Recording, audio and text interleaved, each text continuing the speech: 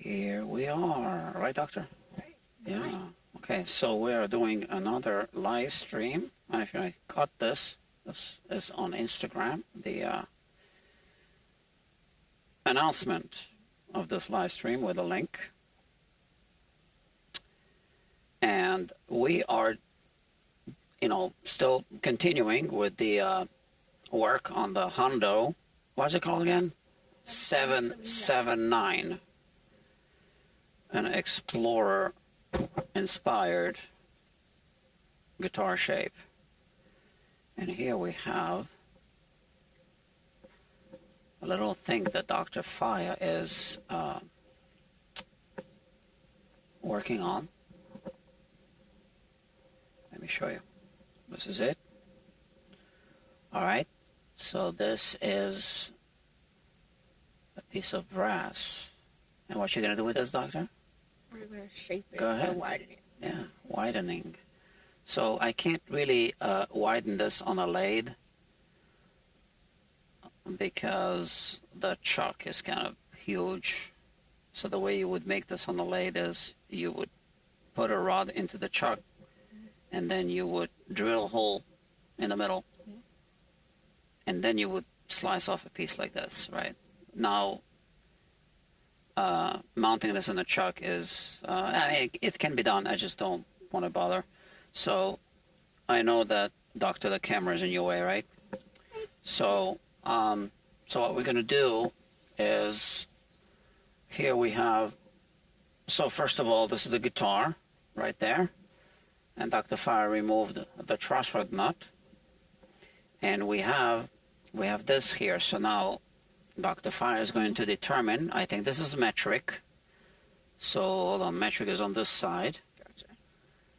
Gotcha. Which one it is? Maybe this one. Oh, which one goes inside Right. of it or the... Okay. Well, so yeah, exactly, yeah. So, Yep.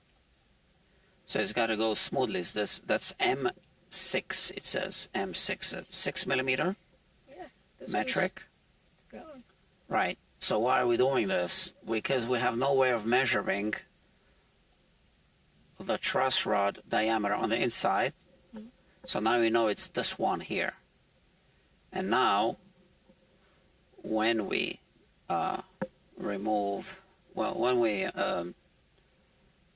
enlarge the hole on this thing, we can just do this. We know it's this one, which is the M6. And hold on a second. And here you can see, Doctor, it still doesn't fit over this. You see that? So that's not going to fit inside. Okay. All right, so that's what she's doing now. And the way we're doing it is by hand. 100%. Handmade. And we're documenting this because Dr. Fiya is going to sell this guitar for profit. Of course. How else? But we want it to be good. Yeah. Right. Best quality. So how about we move this here? Gotcha. And I don't know why my Stream Deck isn't working. Well, I think I know why. Because my VPN is running. I always have to turn it off. And here.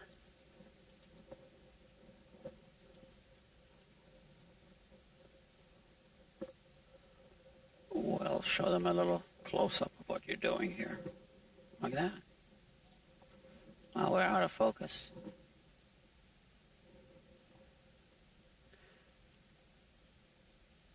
Yeah, so she's just going around.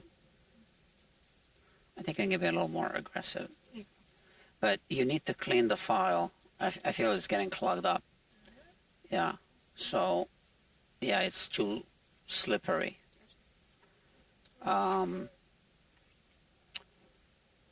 where is it? Hold on. How about this brush? So then she needs to do some fret dressing, because we level off the frets. Oh, you got to recrown them, right? Mm-hmm. And so we ended up doing more leveling than we thought we would do.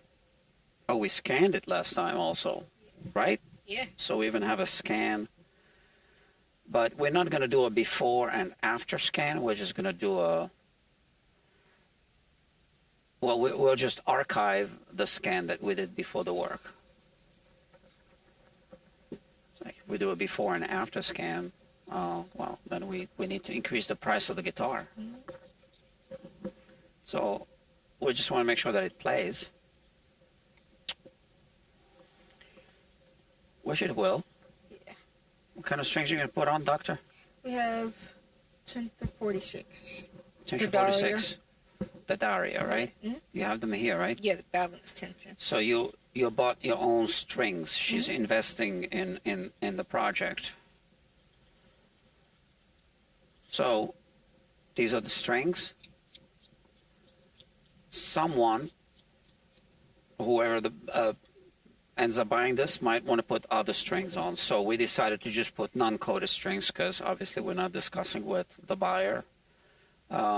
It's a 3/4 size guitar, so scale length. So it wouldn't be unheard of that someone might want to put 11 gauge strings on this. It's possible. You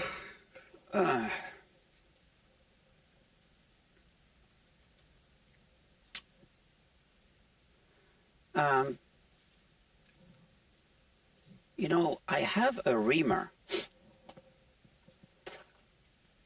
Have you used these, Doctor? No.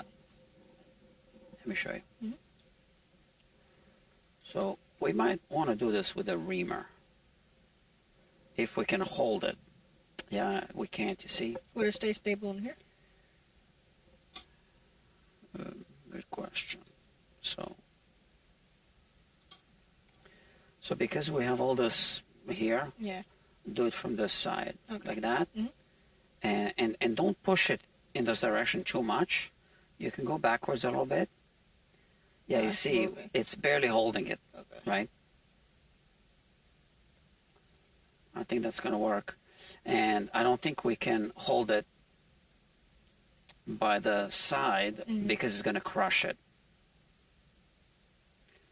Yeah, so I don't think we can use the reamer, unfortunately. So I think you're stuck with the file, Doctor.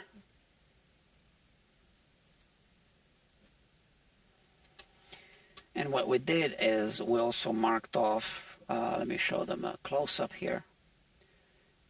A little red dot here. We've made a mark on it, so that's so that if you need to hold it more like this, right, and you need to turn it so that you can track which part of it you already filed, right. You can even put a green marking on the opposite side.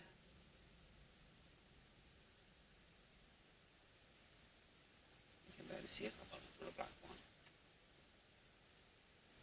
It's this way.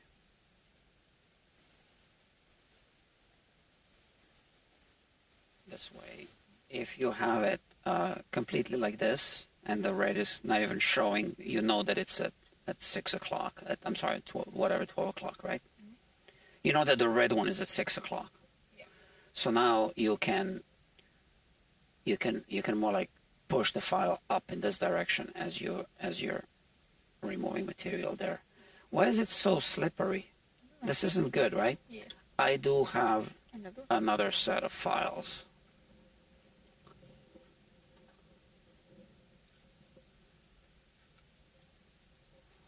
So how about this file? There you go. Okay. We lost our audience, Doctor. Really? Mm-hmm. How many were there in the beginning? Well, there were 3 people watching. it says 3 views. And now currently we have 0 viewers. Nobody likes us. They'll come back. So then I was thinking, Doctor, you can do a video. We can do it together. Just showing the guitar. Gotcha. And we can just do it on the same channel. I wouldn't do it on the main channel because that's kind of like production, you know. It's like a different editing style. Here we can just do it in one go.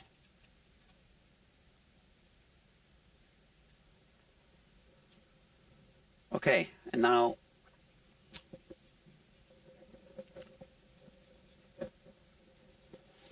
you keep checking it?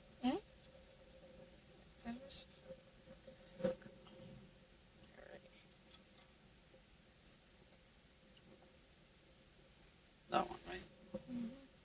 Still doesn't fit. Almost. Yep. No, not yet. Let me see. By how much? Oh, man. Let's try to hurry up a little bit. Hold on, let me see. Let me see.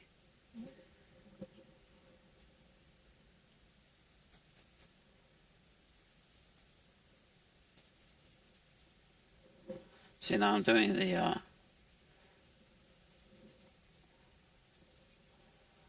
upper part, and now because it's marked, we do want it to stay concentric, Yeah. right?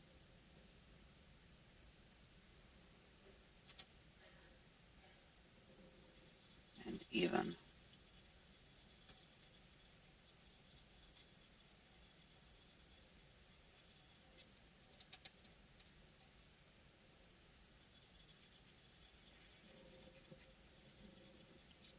All right.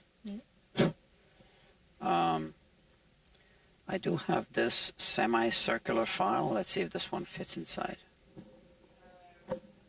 So even this one will fit now. You see? Okay. Yeah. All right. So that's actually a good thing. And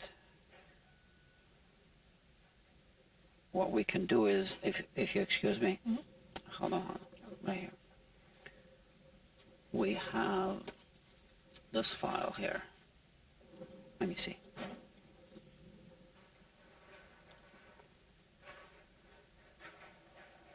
Yeah, you see. So now you can use this file. It's a better diameter, right? And you can just churn this.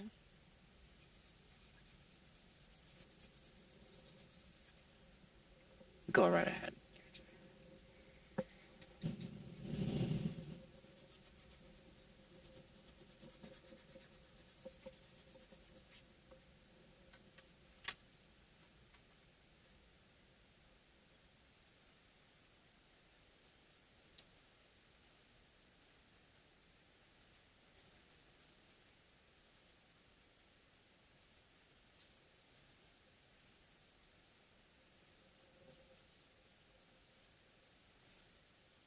If you want, because I see that you want to kind of reach diagonally, we can even do this. And this way you can stand like that. It's easier, right? Yeah.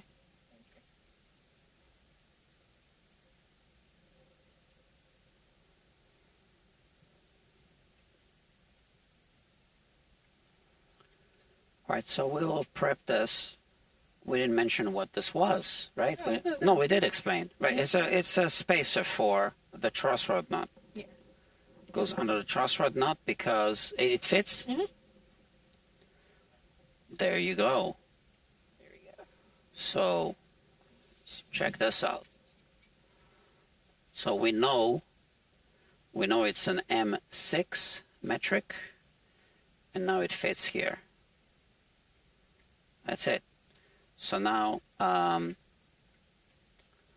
we'll put this away. And we install it.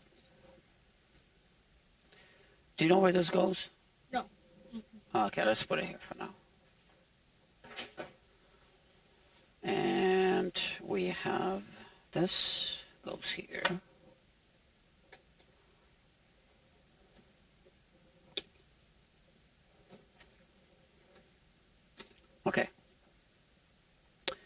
So it's going to be tricky to install this. What I'll do is I'll try to use these tweezers so they open automatically, right? They spring open. I'm going to hold them here. So I don't hold them here so that this doesn't fall, you see? Yeah. I'm holding them here. And this is at the tip. So now, completely at the tip. And now I want to keep holding it here so that I can insert this over the truss rod. Oh. Would you need light? So I'm not sure if it's in the right place. No, it's not. Okay.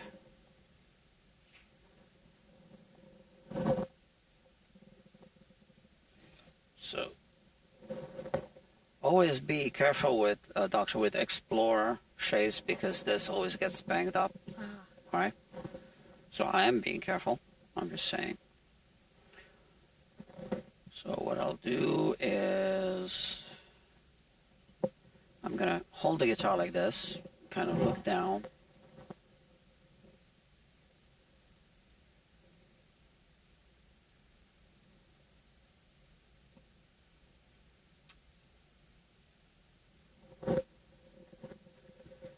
That's still not right.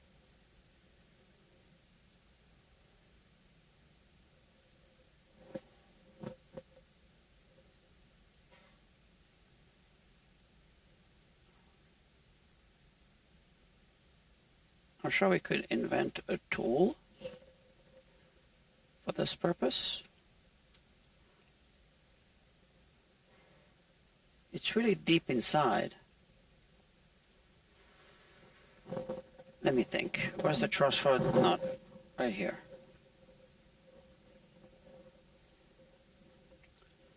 We could put perhaps a drop of super glue. I prefer not. How about I hold it like this? Hold on a second.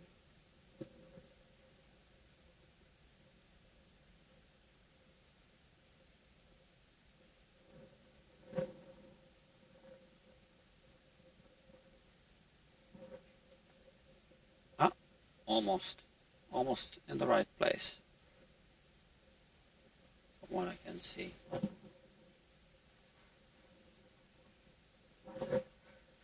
Yeah, I think it's, oh no, not quite. It's tilted. That's it. Hey. Oh no, it's not.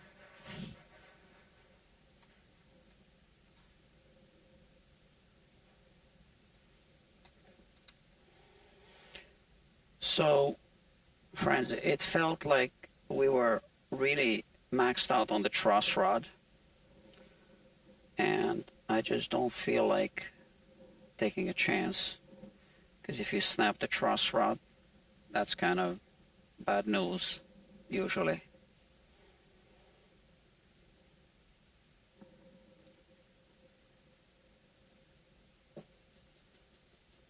Yeah.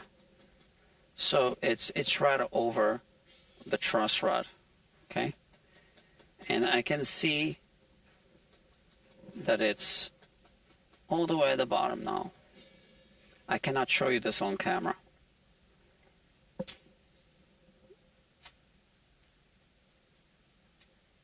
Now this is a 3/16 Fender truss rod wrench, which is okay just to kind of spin it loosely. It's a little smaller than 5 millimeters. So the hex key is a 5 millimeter, and the thread itself is 6 millimeters.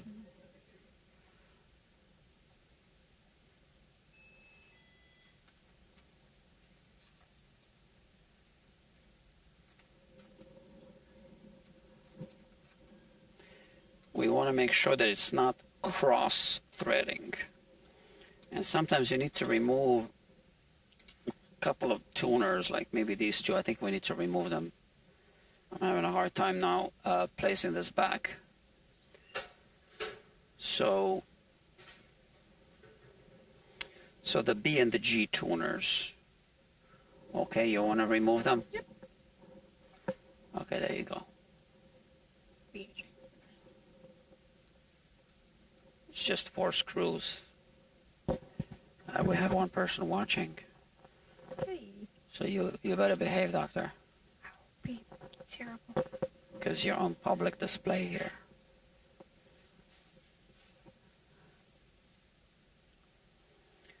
You never know. It could be the future buyer of this guitar that's watching you. You better not scratch the guitar.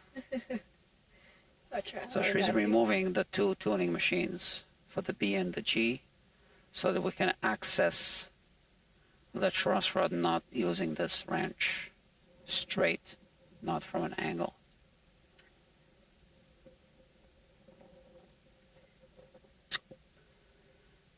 And like I said, this is just the Fender 316s, which is slightly smaller than a 5mm hex key, which means that it fits loosely, so we can use it just to loosely turn the truss rod nut. But we're going to tighten it with a proper 5mm Allen key, hexagonal. This is the set we're using.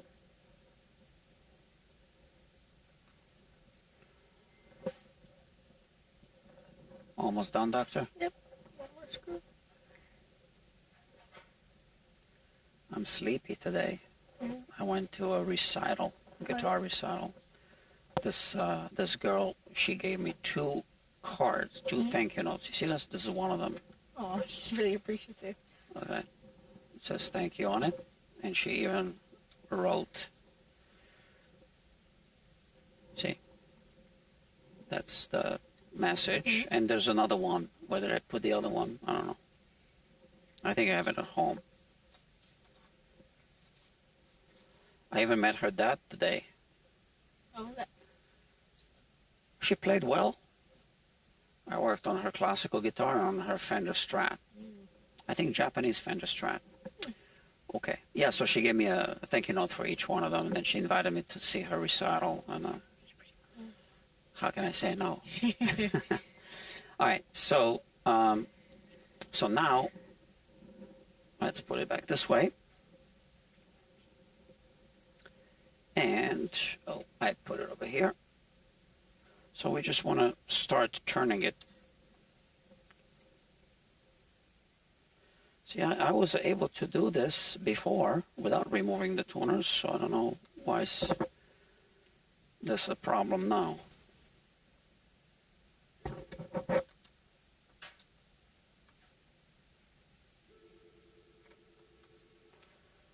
What'd you do, Doctor?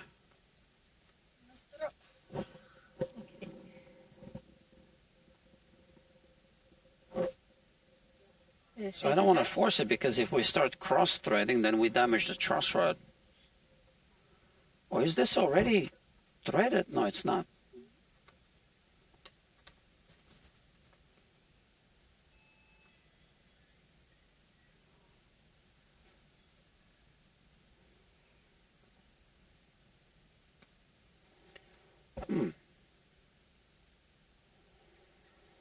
You know, we need to remove the string tree that's in the way. I think we might want to remove the E tuner as well. You see? Okay. No problem. That's your job.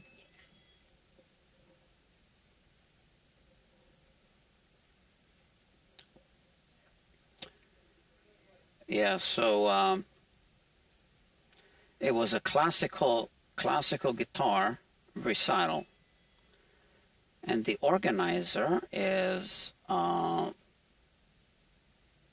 same organizer that it escapes me. See, he's got like a Brooklyn guitar, classical guitar society or something like that also. Should we have to move the other string tree? Or that? I don't think we need to move the other one. Okay. Yeah. All right. So let me do this now.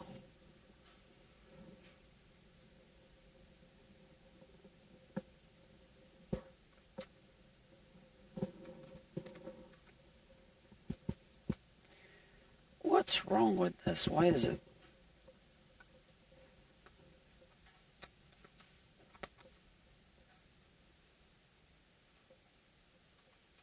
Okay, let me remove it. I want to see how the spacer. Oh, no, this is threaded.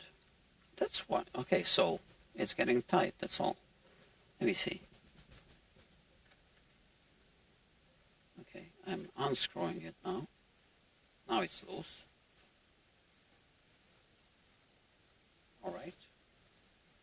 So we already lubricated it last time, but I'm going to actually put just a little more lubricant.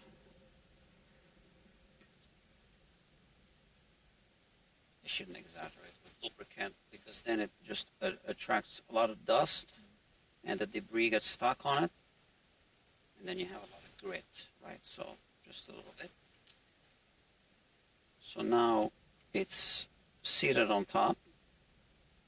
And let's see if I make, I heard click when I went backwards. So this is a one turn. Yeah, I can no longer pull it off. So it started to,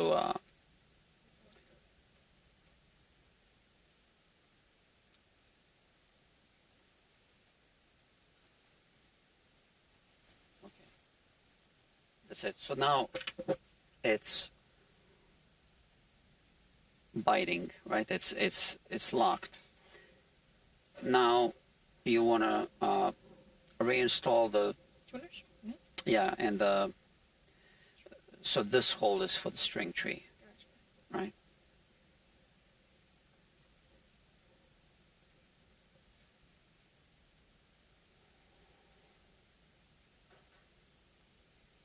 And we're leaving this patina like this. We don't want to shine it up because it's a vintage guitar. All right.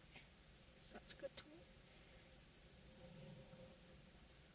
I think you even devalue it if you make it too shiny because you just removed history.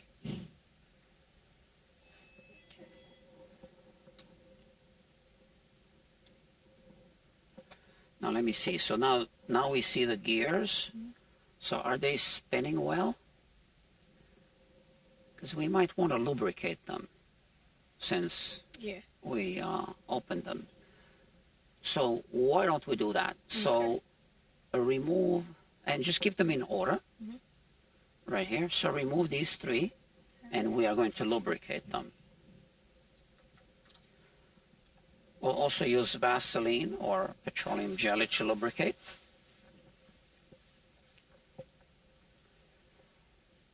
It's a good lubricant for gears, little gears.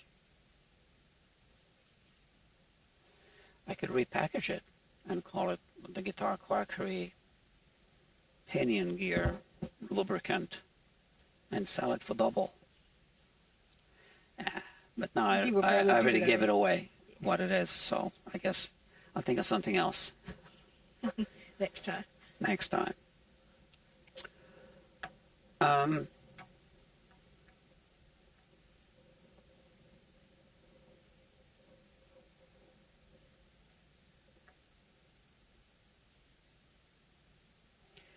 Yeah, it's a bit dry, so it's a good thing to put a little bit of grease.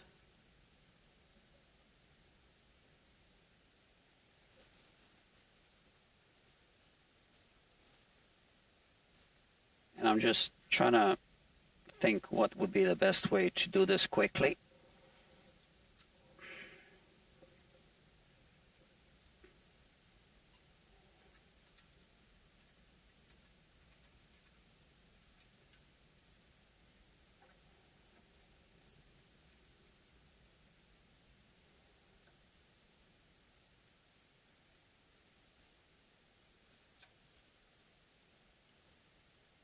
Okay, this is how we're going to do it, Doctor. All right? Okay, we'll show it on camera.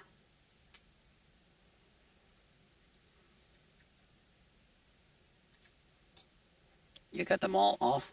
Okay. So let me take the guitar. Just keep them here. And we'll reorganize our workbench. Exactly. So here now we take this one, if it fits. Let's see which one fits best. This one fits well. So we don't want to squeeze too much with the vise, but just enough so that it doesn't move.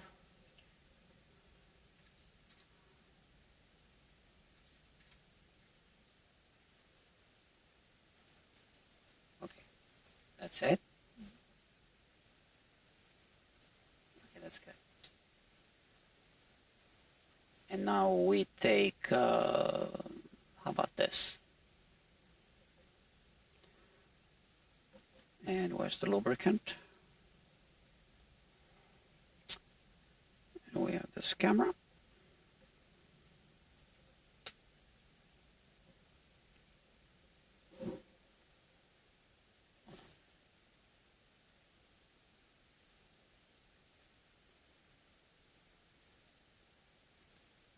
This takes a little longer to do the camera work while you work. Okay. But yeah, this is it, right? So now we turn it like this.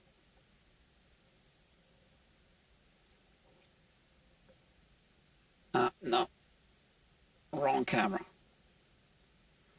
We turn it like this.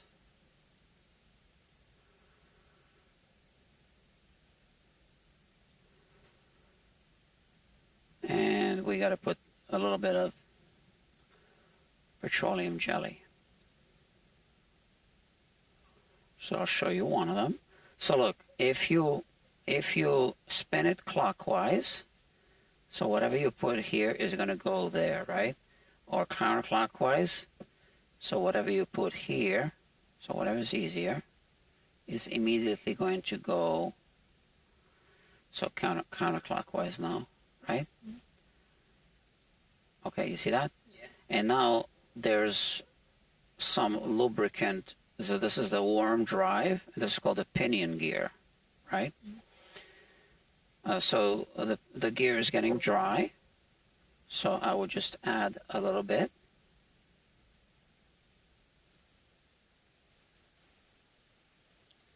And just spin it counterclockwise. You're spreading it.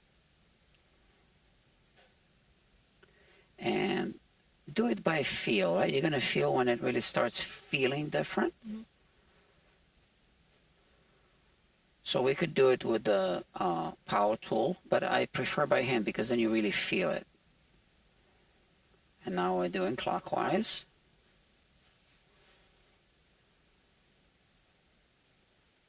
And I think that's feels better already. So these aren't going to be the best tuning machines anyway, right? We can only do so much. Now, if you really want to, we can actually take, now that it's lubricated through the entire, cycle a few times, we can see, you know what I'm looking for? Is it another one of these? No. What are you looking for? The winder. Oh, here it is. Okay, so I'm going to put it on one for you. And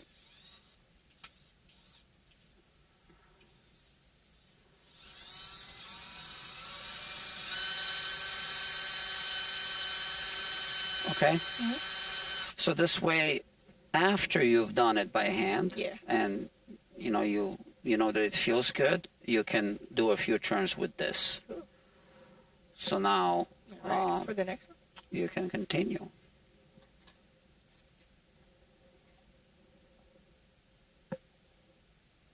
Right. So now I'll show you how tight. So you put it inside, you place it inside. Yeah, it's a bit confusing, exactly like that. So you want it to be, okay, keep squeezing. So you don't want to squeeze the gear, right? So right at the edge. And you got to make it tighter than that. Tighter, tighter, tighter, tighter, tighter. That's it, okay? So try to turn it to see that it's not wobbling. No, so that's good. And now you can lubricate it.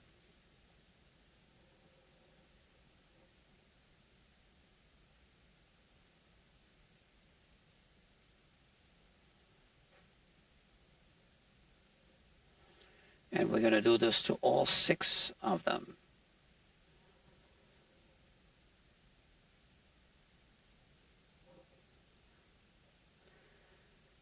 Oh, we have a message. Dr. Mark Kinney says, hello to you both, doctors. Hey, Dr. Mark. Good to see you both, he says. Good to see you too.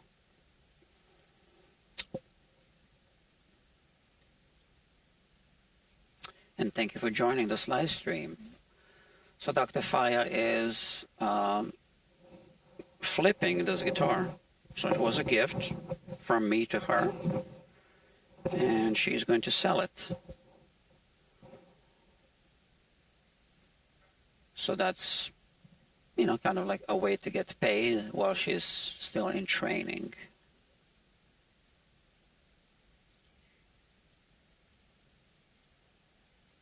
Feels good? A little more.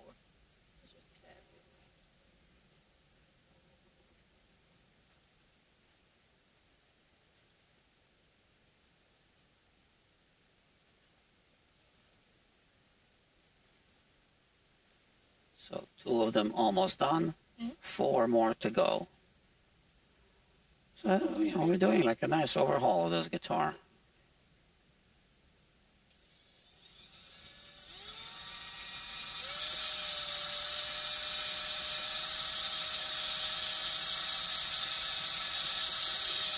And you can also reverse it exactly.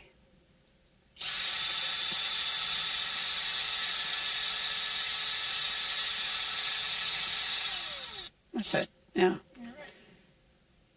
And what extra? Well, I'm just putting it there between the gears instead of on top, right? Yeah.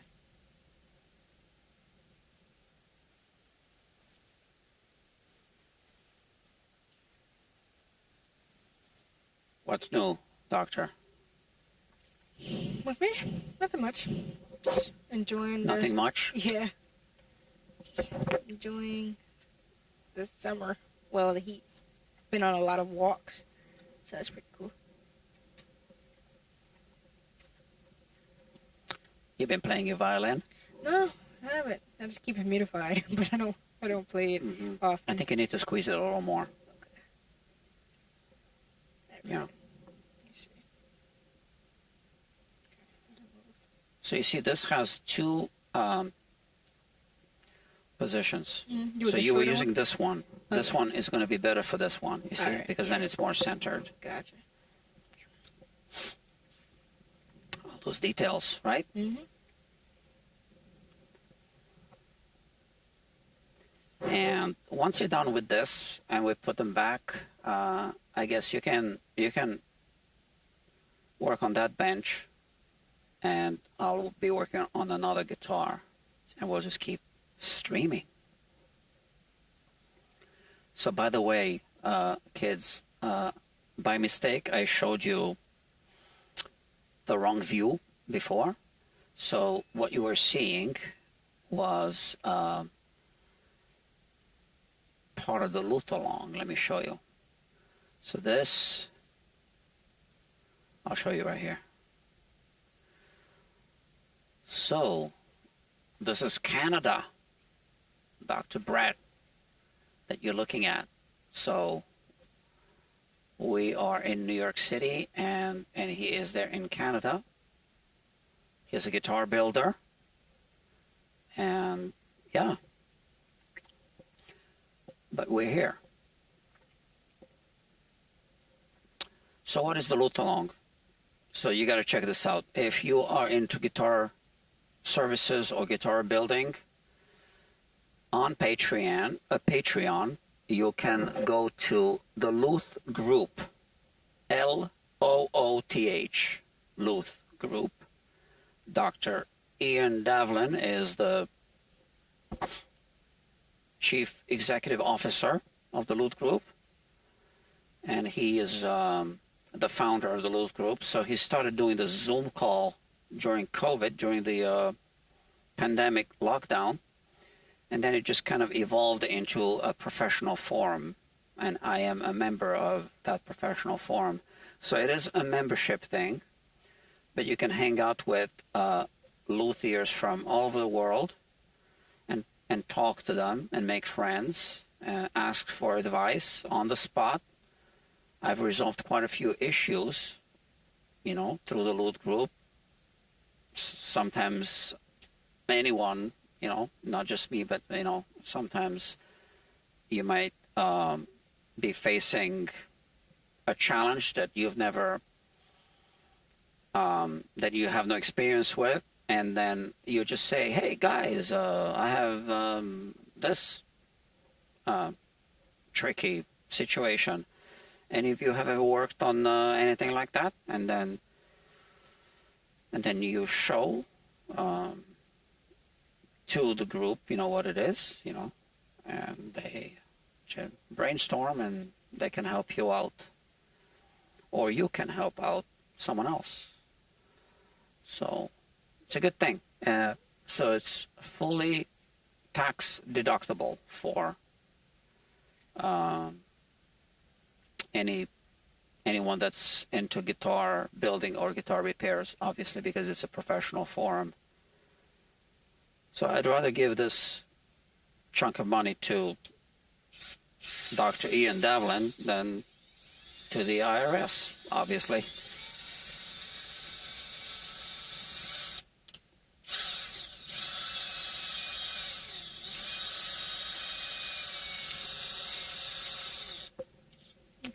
Do you know any people on the Luth Group? Not yet, right? Yeah, I got to introduce you. Ooh. We appreciate it. Those are cool people. And I'll tell you, really smart. You wouldn't expect that guitar repair technicians are that smart, but they are. And I'm not joking. I mean it. Really smart people there. So, and usually what I do is when I'm not live streaming, I keep it running. In fact, I'm running it now, as you can see. And I have my earbuds, or sometimes I use the headphones and, this kind of system. And, we just talk. We work and we talk. And it's a great experience, making friends. So this one looks a little loose. Let me examine this one. Why does it look? You see, it looks loose. Okay. You see that? Do we tighten it with the? Yeah. So I don't think that's the right screwdriver size. So we need the other size. Yeah. You see? Mm-hmm. So we just tighten it a little bit. Now it's much better. I mean, there's always going to be a little slack, but it just looked a little loose. Yeah, and we can, while we're at it, we'll check the other ones, right? And we'll go over these three as well, just to check. And in fact, I can do that as you're lubricating. But I didn't notice this on the other ones, so.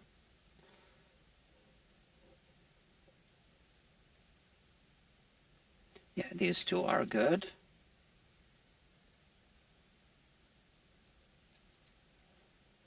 So I'll do this for you, doctor.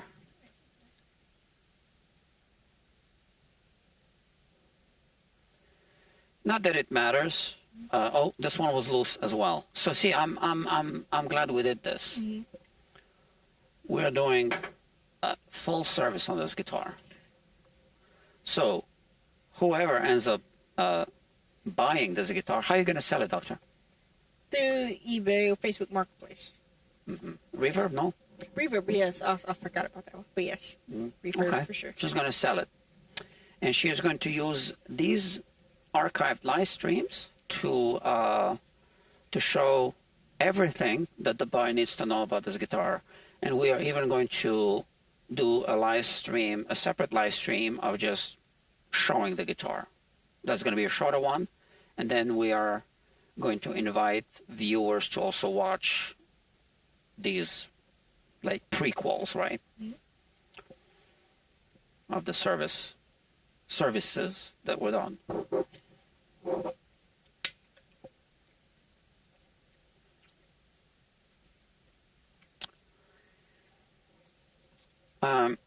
What else is new? I'm trying to think.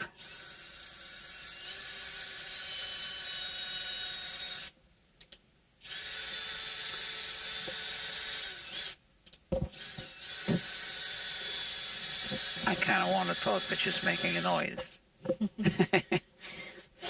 Yeah, so my partner and I, Dr. Kevin Hausen, and I are making good progress on FretLab Pro. So FretLab Pro is the proprietary software. Let's call it the homebrew software. Oh no, I can show you. So we scanned this guitar. Was it last time? Yes. Last time, yeah? Mm-hmm. Last week. Yes. With a 3D scanner. Is it just you and I? Did everyone else leave? No, I hear water. You hear water? Okay. I don't think she left yet. So Dr. Electra's still here? Mm-hmm. Okay.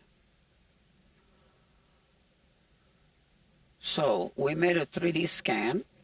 You were scanning, right? Yes. We both were. You showed. So there is no serial number on this guitar. Really? I can't find it. No, this isn't a serial number that I'm seeing. The sticker? That's on the back, on the sticker. This just says H7993/4 MR. Okay. So that's the model number. Is there anything on that one? No, there's nothing there. I put a sticker there. What about if we move the neck? I was thinking of that. So we are going to remove the neck just to look. All right.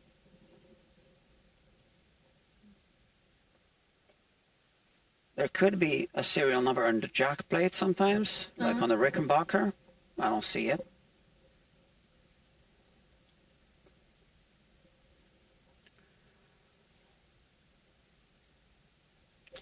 So here, I just opened 3D scan. All right, let me put it up for you.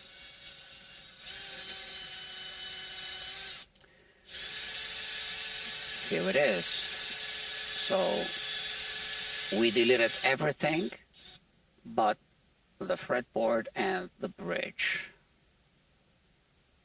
So, and the strings are computer generated.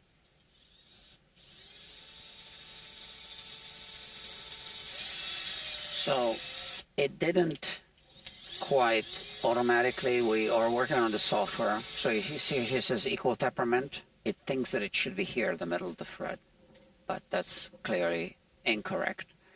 And we can move to the next fret number 2, 3, 4.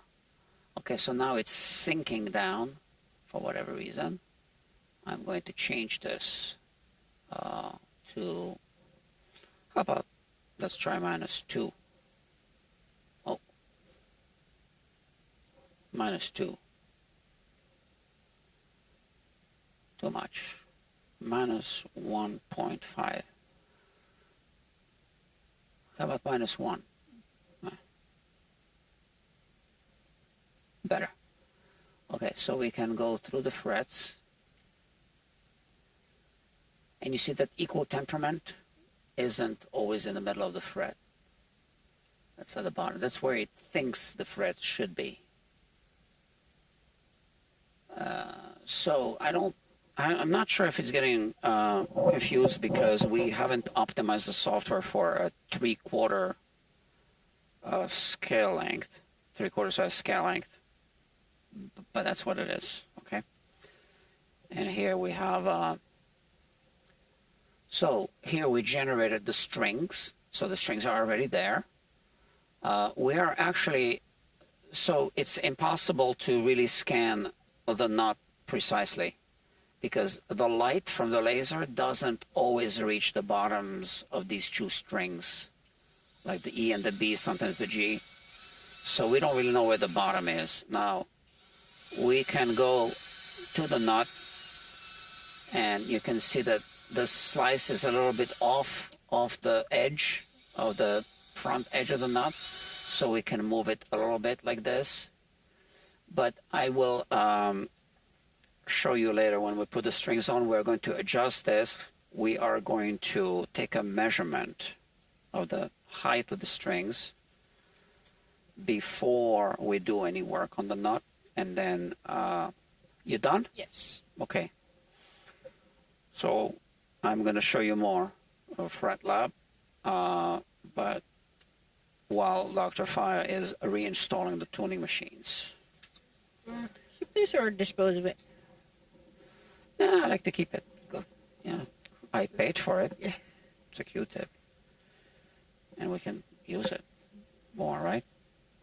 You didn't pay for it, so you don't care. You see, so you wanted to dispose, to throw it away at my expense.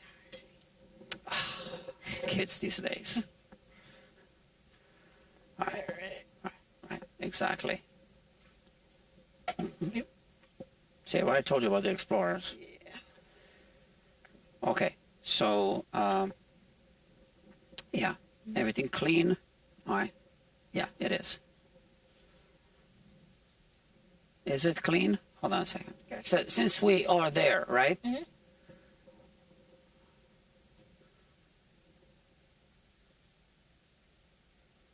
There you go. Now it's clean. Sure about doing the front as well? Like a row. Oh, but that's left between. No, the front is fine, right? Cool. It's just that this is going to be covered by these, so, yeah. All right.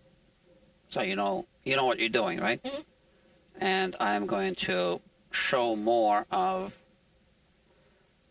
this. Okay, so you see here? Here we can adjust the exact height of the nut. Okay? So that's how we're going to adjust it.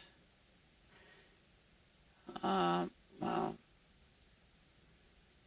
we did some fret work, so it's not going to be, we didn't take a measurement before we did the fret work, so it's not going to be 100% the way it was, but it's going to be fine for this particular project. Now here we have slices of the across the fretboard. That's why it says here across the fretboard, and here we can advance to whichever fret we want to look at. And we can see in inches here what the radius is. You can see this right here. It automatically shows you the radius. Okay? So, fret radius, 8.83 inches. Okay, so let's pay attention to this.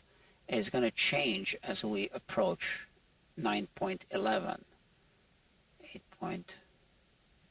8.52, so that they are not really uniform. But this is a measurement that it takes automatically. You see this red line? So we can turn that off. Okay, and that red line is what we see here as red dots on top of the frets. So now we turn them off. Okay, those dots are optional, right? We can show them or not, but that's the red line right there. Now, there is a radius measurement tool right here, and we can place it anywhere here we want, like this. Okay, I'll start with this. So we can stretch from here, not all the way to the edge of the fret if we want to avoid that inconsistency, right? And so like from string to string, kind of like from E, from the E6, the low E. Okay, and here now it says that the radius is 8.72, which is very close to what it says right here, 8.75, right there. We can move this box, by the way. Okay. So now, when we change, so now we can just pay attention to the bottom number, 8.924. That's very close to the automatic one. Okay. So, the frets aren't always uniform, right? Now it's jumping up and down like this. We can eliminate that by basically putting this number Z minimum right there. Minus point, how about we put 15, boom. And now it's gonna stick to that. And we are gonna put here 0.15. So now it's no longer gonna jump up and down. It stays centered, and we can store that setting for future use. And now we wanna move this a little bit. Why is it not doing it? Oh, okay. It was frozen a little bit because my battery is running low on my computer. So it's lagging. So what's happening now is, you almost done? Yep. Okay. I almost didn't notice, so I'm using a laptop computer off of a battery. And, oh, Mr. Festival Variety Show says, hi, doctors. Well, hello to you, doctor. Or he says, mister. So, hello to you, mister. All right, so back to this. So because sometimes when the battery runs low on the computer, then the software isn't responding right away. You see, there's a delay. Okay, I'll show you more in a minute. But the battery, I turned on the battery charger. That's that, and the string tree is here. Yep. Okay. Put this back on? No, don't put this yet. We're gonna put this after the setup, right? Okay. So now what we want to do is crown the frets. So like I told you, doctor, I forgot the crowning file at home that I was gonna bring for you just for this job, because I thought it was a better size for what you are doing. Well, for this size frets. So let's see. Okay, red dot on the outside. I think this might be a good size. Don't push too hard. This is a very sharp file. Okay. So it can remove a lot of material all at once. Now, I don't think that you even need the red marker. Let me see. We'll find a good file for this, whichever one is the best size.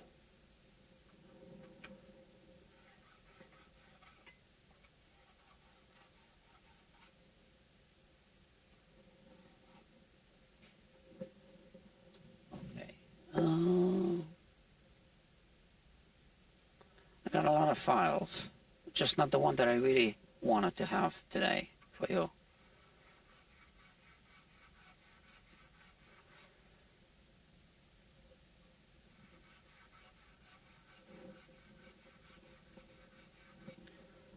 Let me see. I don't know which one is the best, okay? for this size.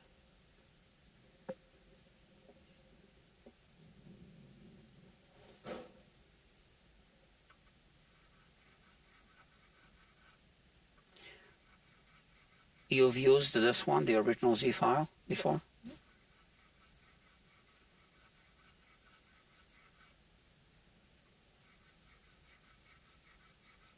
So do you want to mark them off in red? Yes. You do? Yeah. Okay. Then be my guest.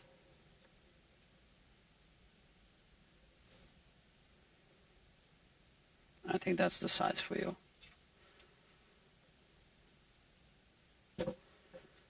Okay, so mark them off and I will entertain our audience. Entertain and educate. All right, so here we have this,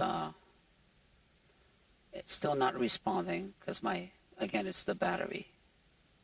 It's just the battery. See? Okay, whatever. I can turn off this tool. I just wanted to show you that it exists. And here we have a slice through the center. You see that? And we have some uneven frets there. So the high frets are shown in red, as you can see. So this would be whatever the fret rocker would also show. So the fret rocker, I know you probably know what the fret rocker is, but who knows who's going to be watching this in the future. So the fret rocker is this. So when it goes over 3 frets, it rocks if the middle one is higher than the 2 adjacent frets. Yeah, it also rocks if this one is lower. And then you get the false impression that this one is higher. Which is why in FretLab you have also the option of to show the low frets. So now they're highlighted in blue. So detect high frets. So let's look at this. See, that's the 9th fret. It's showing that it's high. 11 and 13. 7, 9, 11, and 13. So this one? For the file? For the file. Mm-hmm. Yeah, so I was using this one just to remove the bulk of the material a little bit. See, not even too much, right? Gotcha. And then I think that the original Z file was the best to finish off. All right. And you know it's got 2 sides, right? Mm-hmm. I think so. Or you know, if you want to try this, also use your own judgment. So I would say this side. So let's put, there was a red dot here. I'll put a red dot here. Okay. So red dot facing you. Mm-hmm. You can try. Use your best judgment. Okay. All right. So we said 7, 9, 11, 13, 15. Okay. So now low frets. Well, 6 and 8 are low. But 7 and 9 were showing as high frets. So it's really that 6 and 8 are low, right? So now, was 5 showing as high? It was not. But that's the tolerance we're using here. Hold on.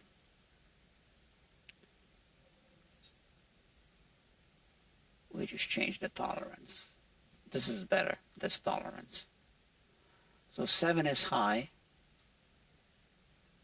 6 is low.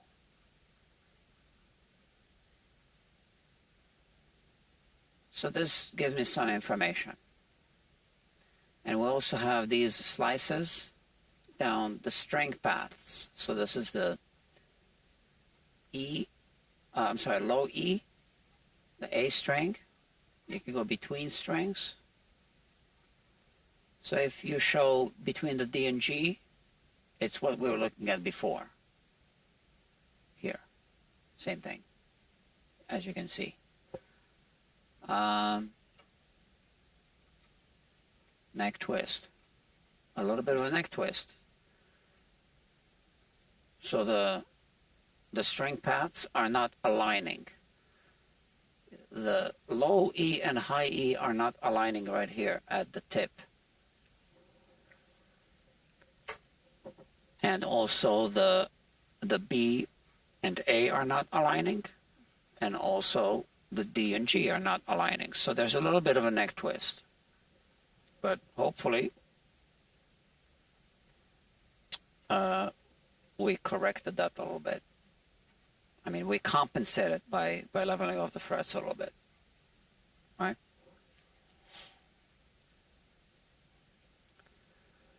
And then we have, this is a new feature I'm going to show you. The fret radius differential. So it shows you how the fret radius is actually fluctuating from fret to fret. Now this is exaggerated, so it's blown up in the up and down direction. But that's just so we can see it better. And that's the fretboard profile. So this is without the frets. We're looking just at the board itself. That's the E string path. I can show the D. So this is also a very new feature that we're still debugging, and it needs some work. But you'll get to see a little bit of it.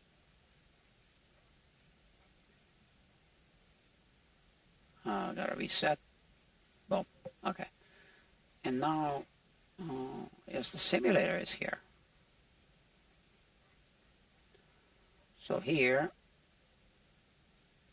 the string bender. With this string height, you can bend quite a lot before it frets out. So this is more than you need. And now it starts to turn red at the 13th fret. You see in the 2D plot down at the bottom. Right there. It turned red. But look how much we bent the string. No one's going to bend that much. So the action was kind of high, and obviously you can bend this much, and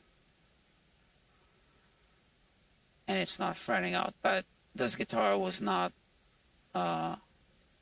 set up before we scanned it.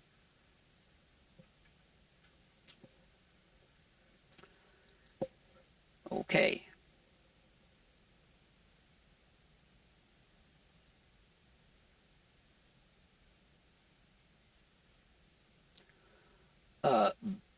I'm having a hard time reading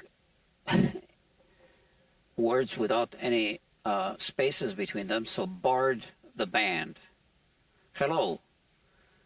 So this is the question here. So this is a 3D scan of the guitar she's working on. That is correct. And we are analyzing it in the software called FretLab Pro. So you can check the software. I have a website for the software. It's fretlab.pro. There's some limited information. There's less information on the website than I just showed you here. And you can also check a video that I posted on the main channel. So you're now watching Guitar Quackery Live. So that's the auxiliary channel. But Guitar Quackery, without the word live in it, is the main channel. So on Guitar Quackery, the latest video is about FretLab Pro. It's like an introduction teaser announcement video. And I show you some information about the software. How goes it, Doctor? It was pretty well. Beautiful. Mm-hmm. Yeah. You think you want to remove the neck for these?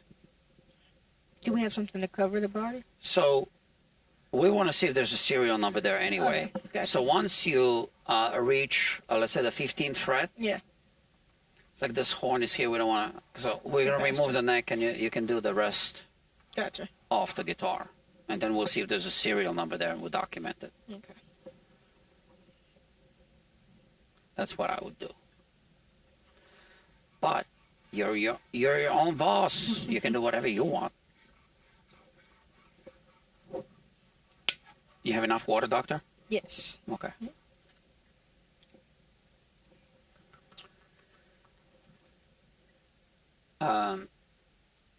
Oh, yeah. Do you have any videos of your 3D scanner setup? Plenty. On this channel, there's a whole playlist about 3D scanning. So this is the scanner.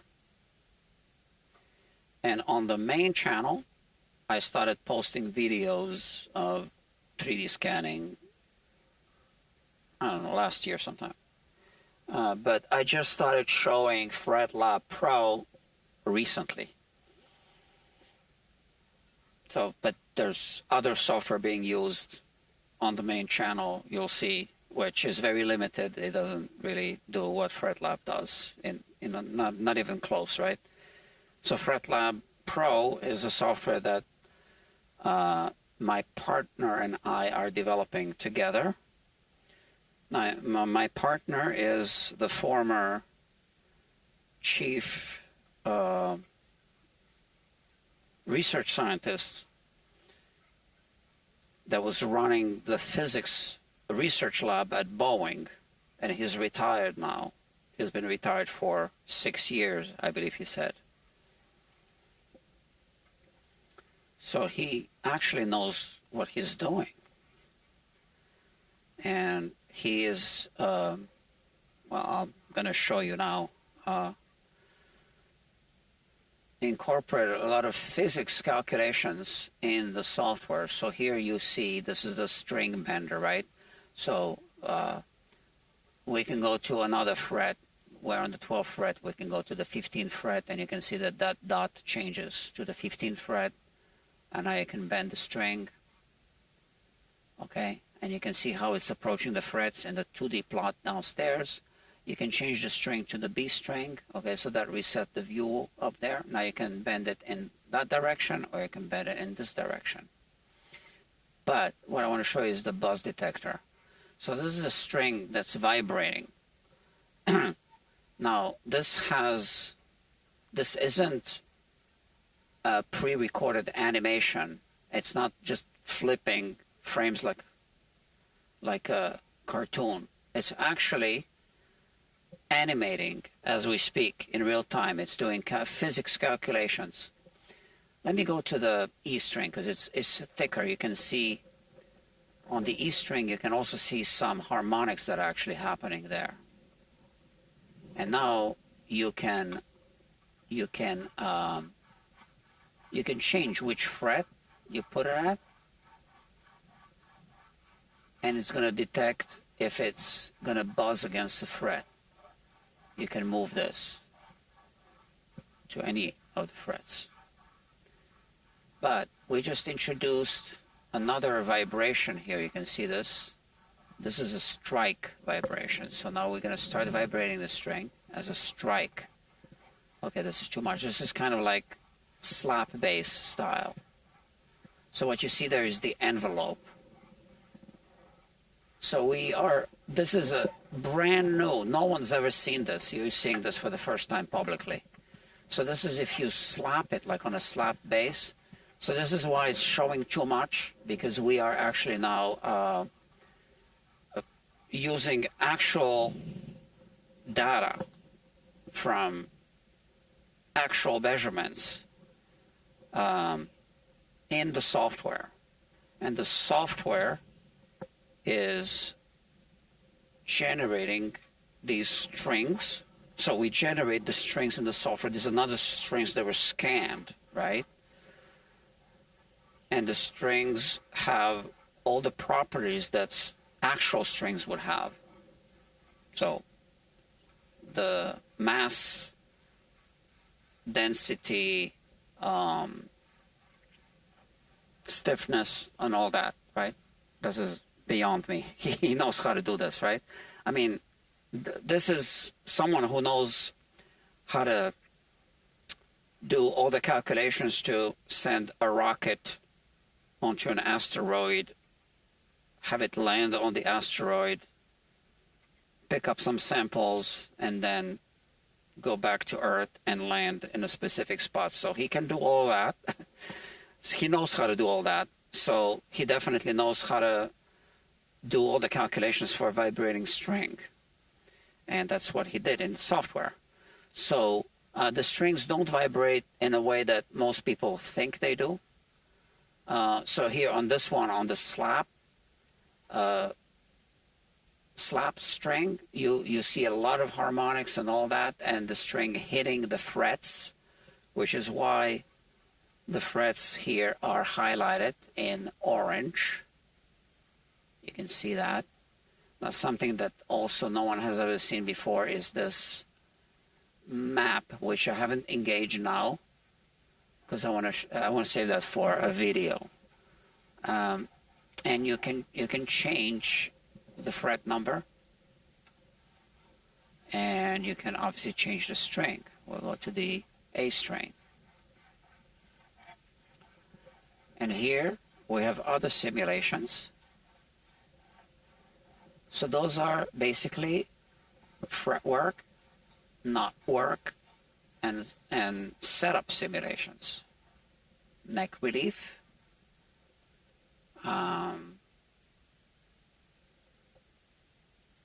action, and all that, right?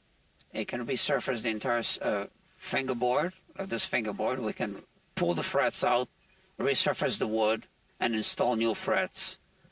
And we can do all that in the software. So if you want to make the best decision for a guitar, let's say it's a vintage guitar, and you say, well, should we do a refret, or should we just level the frets, or do we need to do more, whatever? So you scan the guitar, and then you simulate 2 or 3 different service options, and you study the results, and then you say, yeah, I'm glad we didn't just level the frets because we would have wasted a lot of time. The results aren't good enough. We need to do a refret. I mean, just a hypothetical example, right?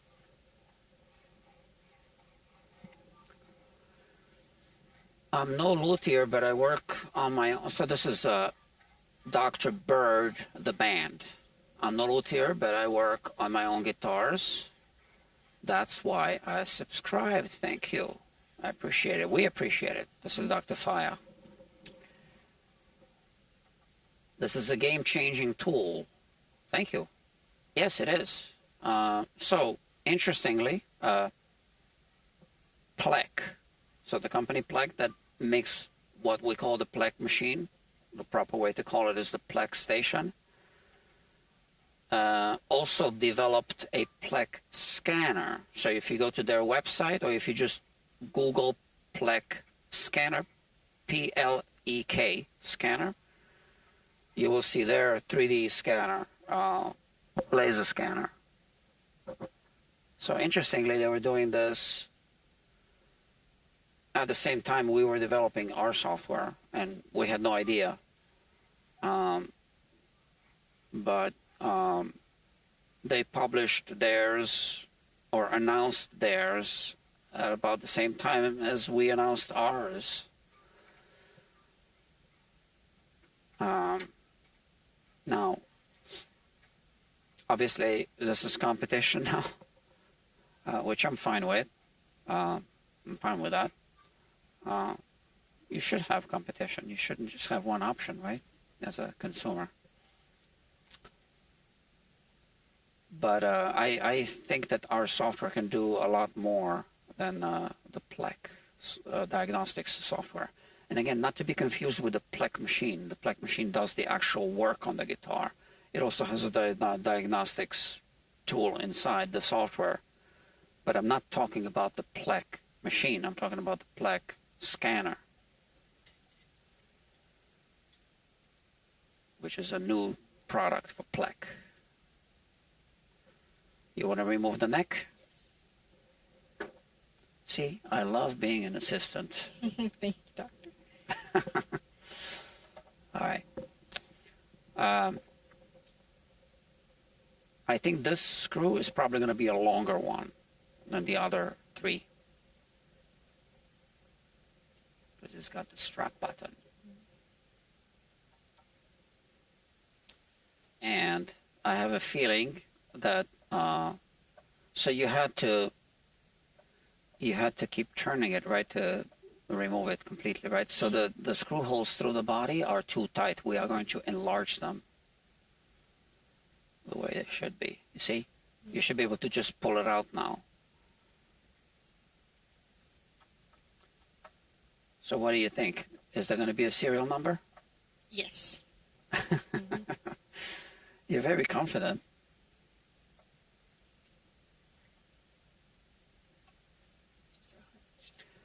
Doctor, I think it's just the 2 of us here left tonight. I think everybody left without saying goodbye. Oh, he said goodbye. I think you were busy. The moment he said bye.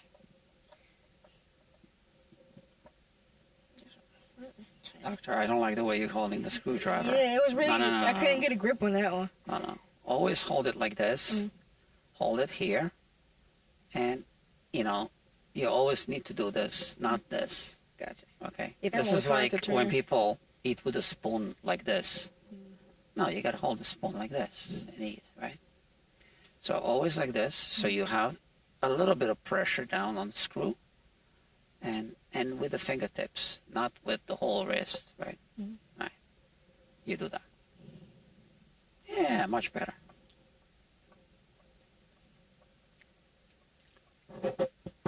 So yes, plenty of videos. I also give away high-resolution 3D scans of guitars every now and then. There was a shim. Okay, so any serial numbers Nope. showing up? You lost your bet. All right, no problem. So let's put this in a safe place, and you can just continue with this.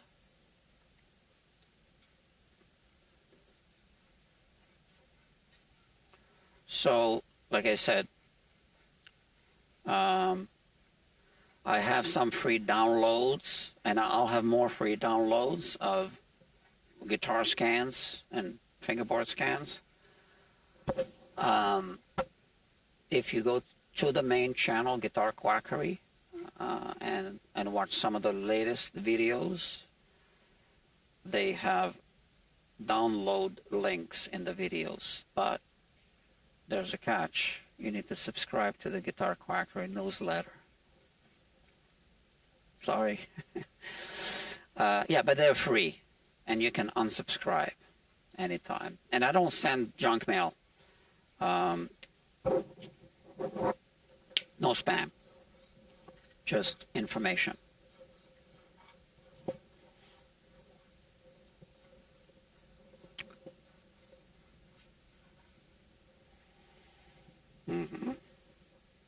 Whoever is going to buy this is going to be lucky. Yeah. This one. And how the fret ends, they're fine. Yeah. So, doctor. Yep. I need to work on a guitar as well. Okay. So why don't we do this? Hold on a second. You can continue on that bench, but we need to do something first. All right. Here. Enlarge though. Right, we want to enlarge the holes. So first of all, this isn't coming off. Is it glued? No. Well, it kind of is. So now we risk Damaging the paint. damaging the finish. We don't want to do that. So these screws are all the same size? Yeah, they are. So what we want to do you know where the caliper is? Right there? Here? Oh no, here. Red box? Okay. So this was the shim, right? Yes. We'll use the same shim since it's already there. You know how to use this? No. Okay. All right. It's all yours. So you turn it on. It's already on? Yeah, so it turns on when you move it. Okay, so close it. 0. 0 out here. This button. Okay. So here you're in millimeters, right? Yeah. See, you change the units here. So change the unit. What does it say? Inches. Okay. Not fractional inches. So now measure the outside diameter of the screw. Okay. So open this. A little more. Okay, what does it say? 0.201, right? Yep. 0.201. Okay, so we remember that. All right. So now you can put it back and turn it off, right? And now I am going to find the drill bit. That's the right size for that.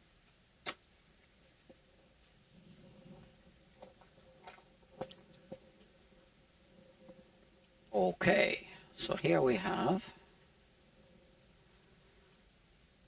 a kit, or what do they call it? A kit, a collection, whatever. A set of drill bits. What did we say? 0.201. 201. 0.205, 0.201. Yeah. Number 7. So we take this one.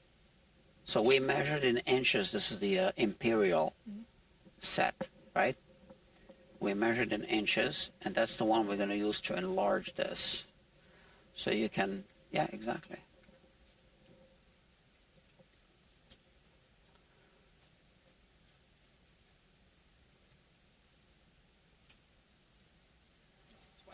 No, so let me show you. Okay, let me show you. Okay, so always away from the guitar. So forward, when you hold this, it's going to be closing this, right? So you want to kind of, get it to about the right diameter. And now you hold it. And we are in this mode. So you want to get it to drill bit mode, which is this. Okay. Okay. That's fine.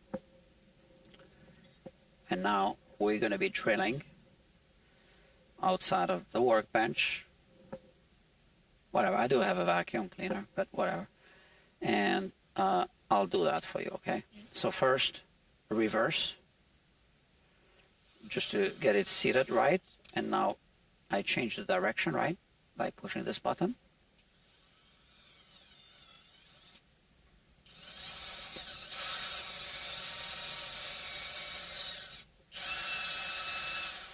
So even almighty Fender does that. I always have to enlarge these holes, even on the Fender, not a custom shop Fender, but the production Fender. So now we test. You see how it fits through? Yeah. So that's what we want to achieve. We don't want to, even that's a little tight, right?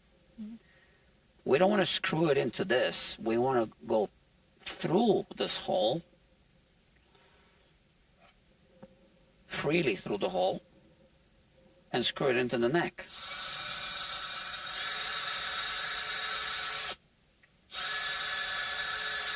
So it just picked up a little more. Okay.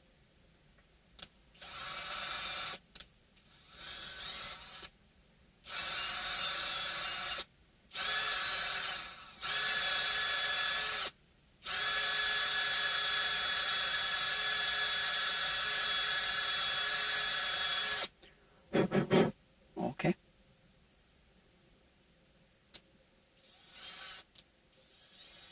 And you see how I'm changing direction, right?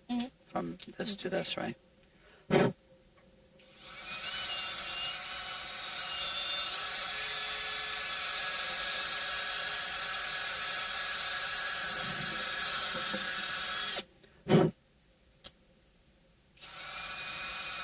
And see, when you start in reverse, it just deburrs the edge so that it gets a better start.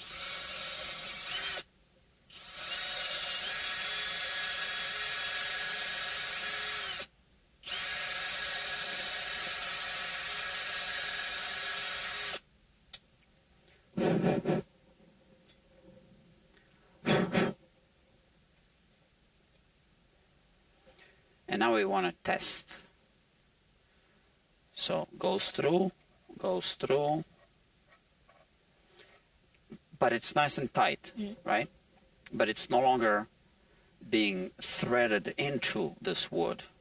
Also, if it's too tight, you can actually fracture it like this, by the way. You know, wood can split. So you really don't want that. Now, why do they make this the same hole as the neck? Well, it's cheaper to not have to change drill bits at the factory, right? So they are in the business of maximizing profits, their own profits, and minimizing their own expenses.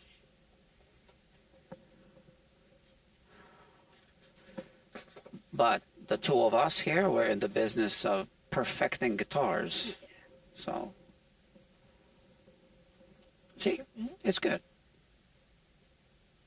And really, there's no serial number. Yeah, not at all. Let me check.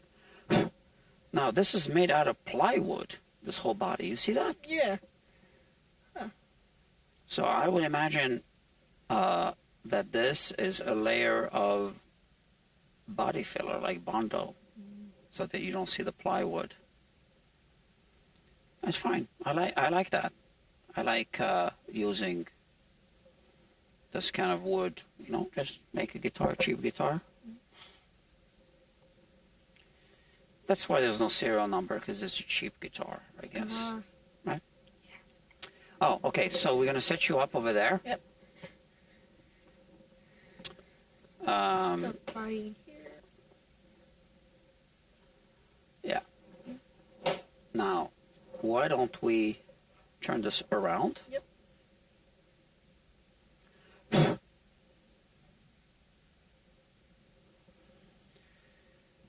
And you know how to do everything from here, Yeah. right? Yeah, for sure.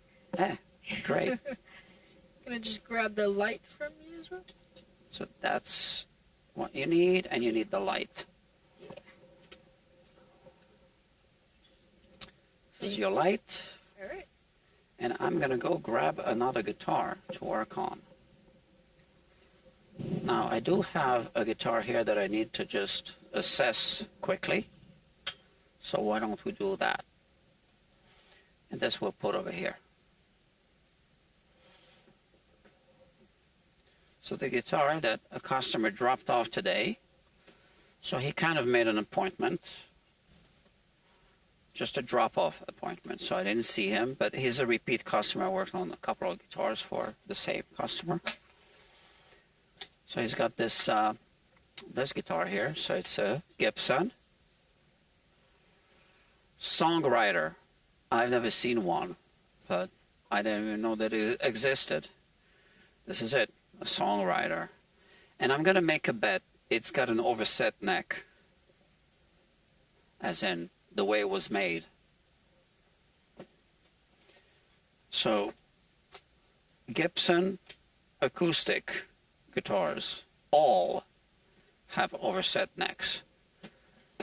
They didn't always have overset necks, as in throughout history, but in the past, I don't know, 20 years or so, for sure.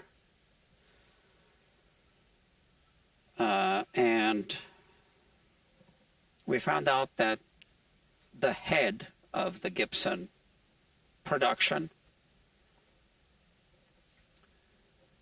Sorry, I see a message here on the screen. What is this?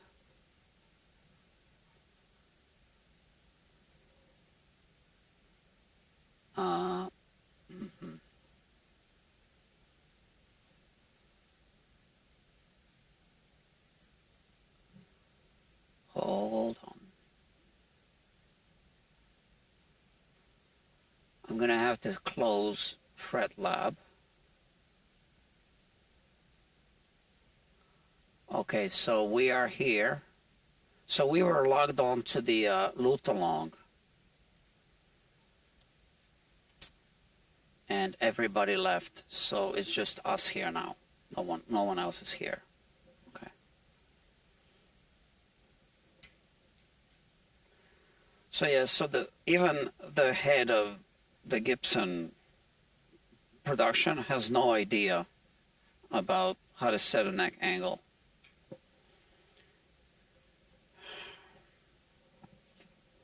And he said, well, we're not going to change the way we've always been building guitars, but he's wrong about that. But anyway, there's no clue about neck angle on an acoustic guitar.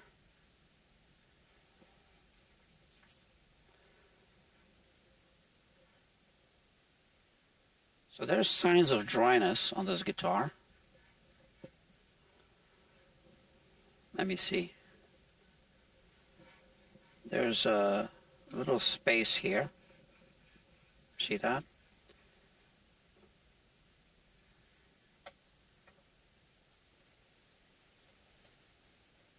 Now there is a soundboard deflection that I'm seeing. But we still have this thing here. From here to about here. Here it's hard to measure because of the pick guard, but if we take a 3D scan, then we can measure and we can visualize it. So before we can measure the neck angle, now the neck angle is going to be a little off due to the fact that the soundboard has a slight collapse. Although, like I said, there is a little bit of a soundboard deflection still here. There's just a little collapse here. But before we can measure the neck angle, we need to remove the truss rod. Well, actually, we need to measure the neck relief. We might not have to remove the truss rod. We just measure the neck relief.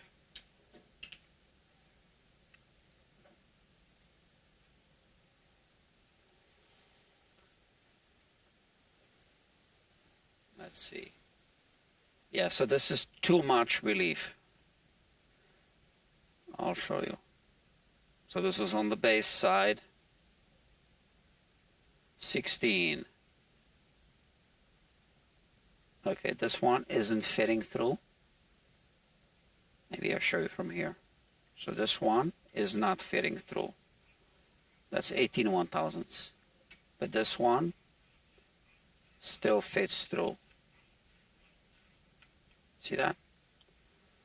So now, I'm just going to hold on to it like this and switch the camera.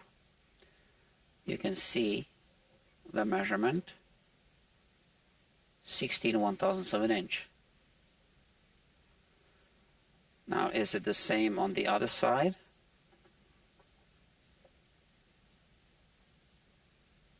No.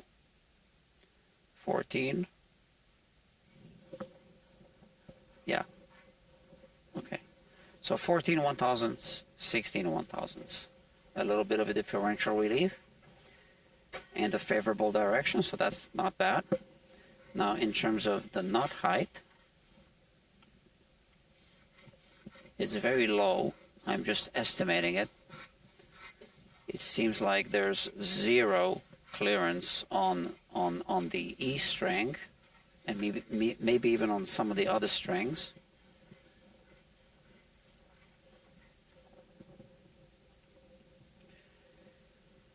So this set of feeler gauges doesn't have a feeler gauge that's quite this thin. This is 20 microns. It's the thinnest one that I can find. And now it's just, the string is suspended between the nut and the second fret. You can see that doesn't fit through. There's no space there. And the B string does have space, but not the E string. The B, the G, no space. I just feel that it's not quite as tight as the E. The D string does have space, the A does. Now we can measure exactly how much of a space we have, where we have space. We can't measure what was the G and the high E because there's no space. But we can measure this space here. This is good. This is good. So this is 50 microns. That's within good range. And here we have, I know you can't see the dial, 30 microns. That's also good. Here we have 50 microns, so 50, 30, 50.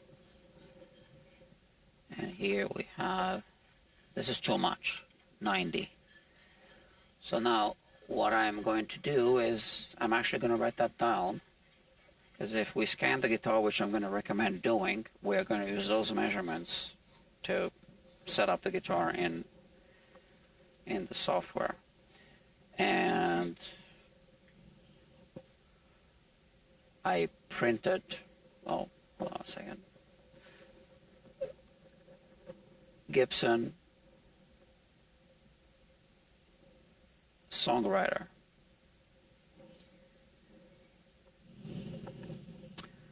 E, A, D, G,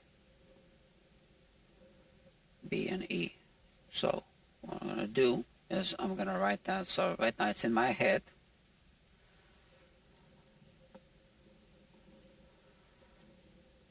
Right here. So we had 90 microns here. So 0.090 millimeters. Here we had 50. So this is 0. This is 0. We had 50 and 30, right? Was that it? I think that's it. I'm going to double check. All done here. Because I was talking too much. You done with this, Doctor? Yep. Okay. Let's see. Wow. Beautiful. Thank you. Okay. Here, you want a glove for the sanding? Yep.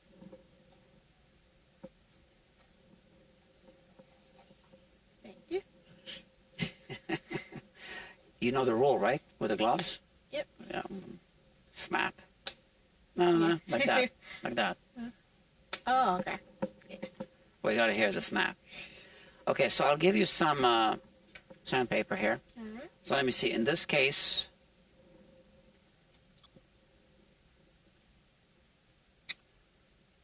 start with 600. Okay.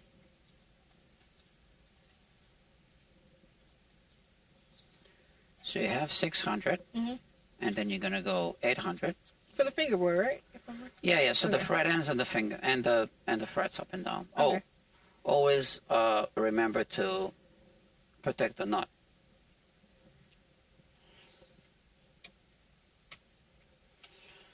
So you have the glove on, Yeah. so I'll do it because otherwise it's gonna stick to your glove.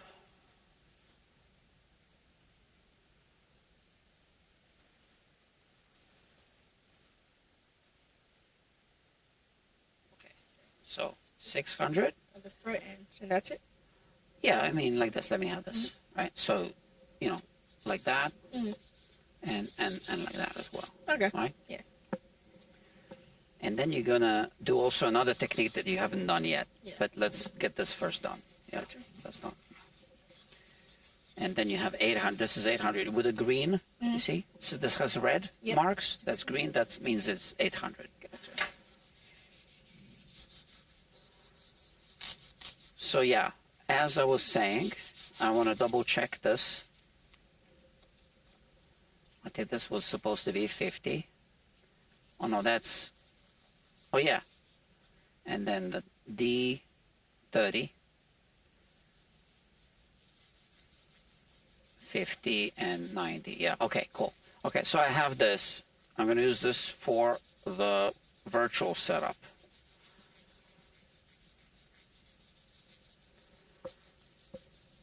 Now, in terms of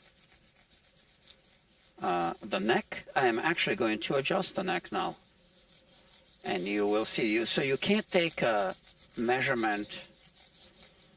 You can't take a measurement of the neck angle. You'll see why. If the neck has got an up bow or a back bow, it needs to have just the right amount of relief. So that's what we're going to adjust now. Let's remove the truss rod cover.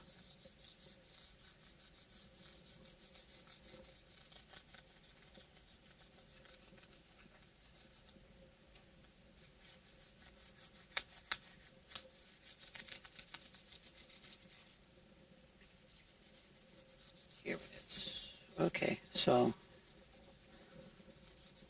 we want to see, and you know, I just remembered I can text my customer so he can watch the assessment live.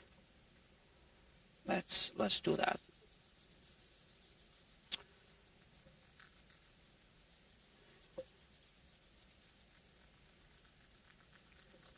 I am doing the assessment of your guitar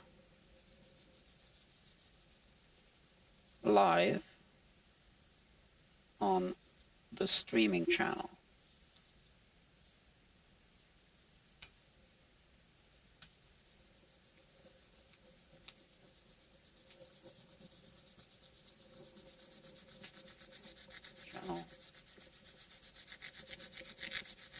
As we speak, period. And I'm going to send him the link so he can join us. Let me grab the link. Copied.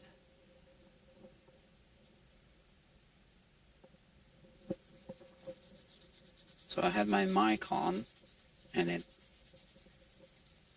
captured all that I said. Okay. Paste. All right, and this goes here. All right, so he'll be confused because he is going to see a picture of the other guitar. But let's give him a minute. Move to the 400? To log on, huh? Move to the 400? No. Okay. No, doctor. Don't do it. No, that's a higher. Oh, come on. Yeah, higher numbers, right? Yeah. So, all right. But anyway, so did you dust it off? Not yet. You dusted it off between the grits, right? Yes. Okay, cool. There's something dripping. Huh? Something is dripping on there. Yeah, from the condensation, whatever, air conditioner. Oh, okay. It isn't anything nasty, it's just condensation. Okay. This all looks good. The fret ends feel good for now. They will feel much smoother once you're done with the dressing. So here, so doctor, normally you would go through all these grits. You don't have to this time because you're going to be doing something else. Okay. You can stop at, just use these 3 pads. Okay. Now, this means you start, yeah. Mm-hmm. So this, you know, they're going to go like this in this order. Yep. Don't reverse the order. That's what they're going to, they're going to end up in this order. Hold on a second. Yeah. I got You know what you have to do, right? Yep. So start with this. You start with this. And this is last. Right. This one is going to go on top here. This one on top. Yeah, okay. Right.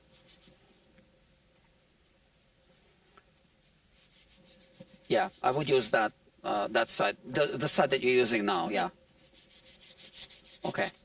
Did I send the link to the customer?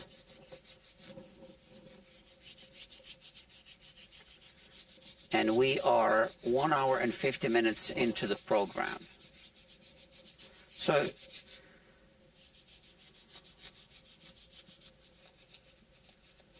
you can watch it live, or you can watch the replay at 1 hour and 45 minutes into the program period.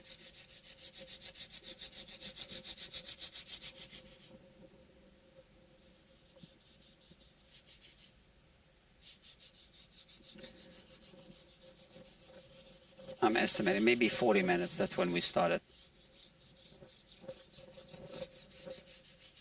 Okay. All right. So,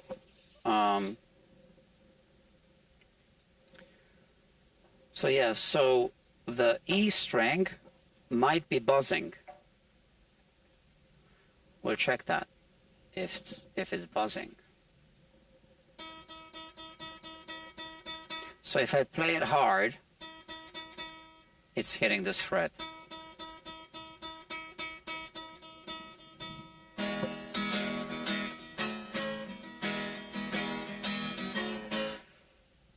I actually like the sound of this guitar. Okay, so I won't worry about this too much.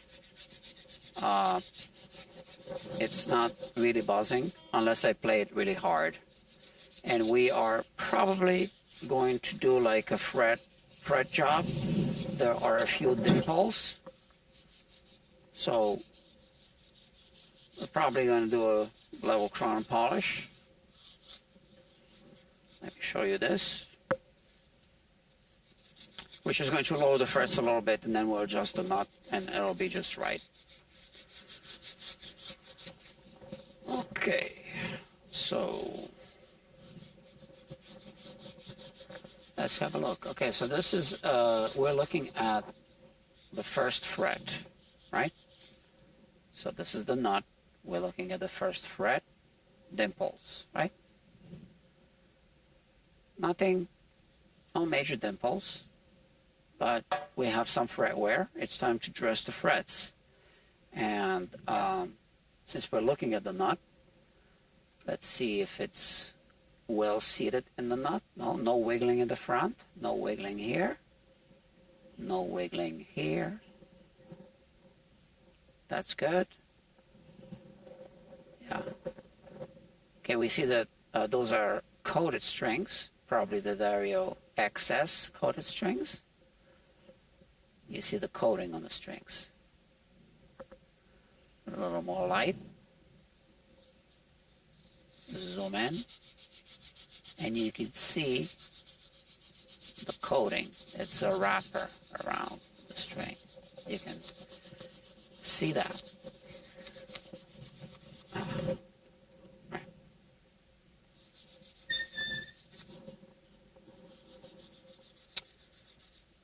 So now,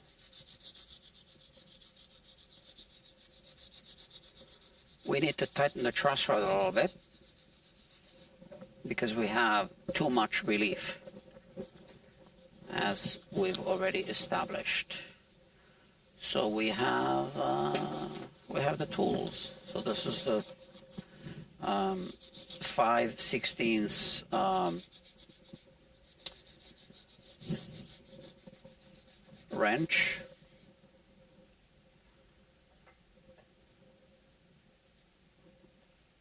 Well, I see some buildup of something on the nut.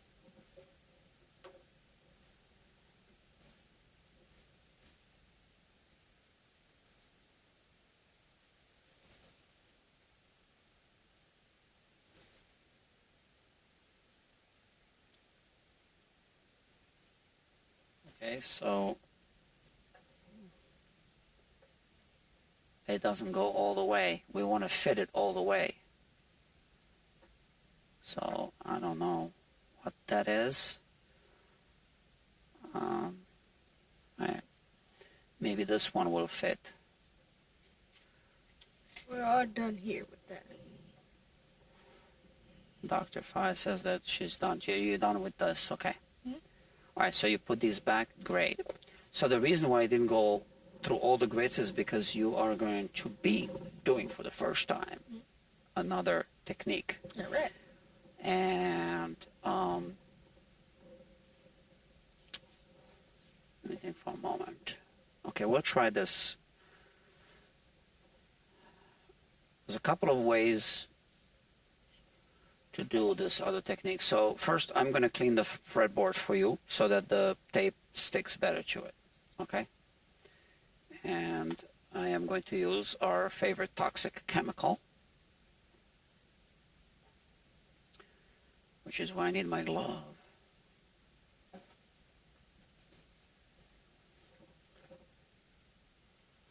Working on 2 guitars at once with Dr. Fiya.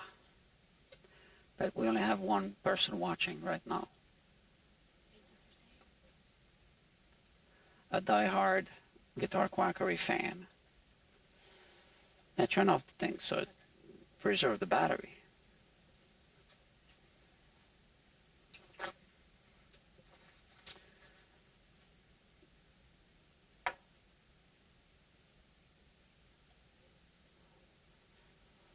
All right, so I'm just going to remove the powder from the,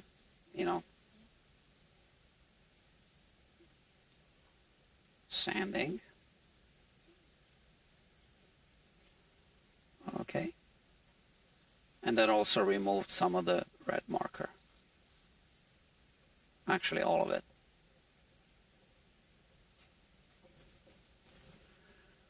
All right. So we could tape off the entire fretboard, Doctor, or you could do one at a time. You can just do one at a time and then move it over to the other fret. So when you do one at a time, so this is really sharp? Yep. Okay. So you do this.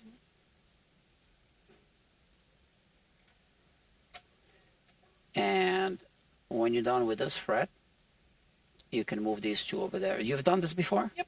Okay. Are we doing the... Yeah. Okay. So, but you're going to be using a new technique of polishing today. Actually, why don't you bring the neck right here? So this is a technique that's gaining popularity. I made these tools myself, but you can buy the commercially available version of this tool. So so I have mine in different sizes. The one that's commercially available is in one size only, I think. So you see this number 3? It's an arbitrary number, and this is 3 plus, whatever. That's how I named them. There's a little more wiggle than on the 3, right? Which means we have a little space to wrap sandpaper around it. Now the sandpaper you will be using, shut up, is this one. All right. Okay. And you see I already started this. Well, I mean, I used it on one guitar. So,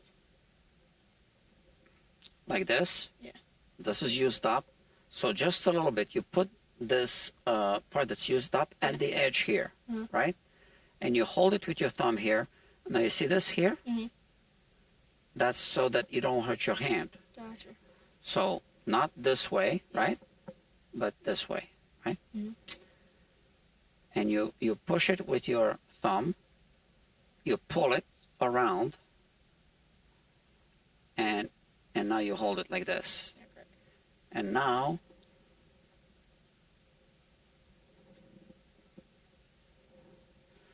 with this, you go, don't push hard first. Just go lightly and slowly.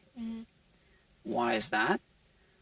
And you increase the pressure slowly. And why is that? Because if you push too hard at once, it's going to slip.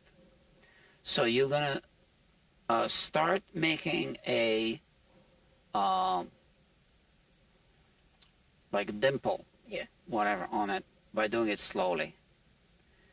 And you also want to tilt it a little bit in both directions. And the way you end it is like that. You just shoot it out. If you end it here, you can put scratches in diagonal directions, right? So you want to do this and end it like this. Now when you're done with this, you move both tapes to the next fret.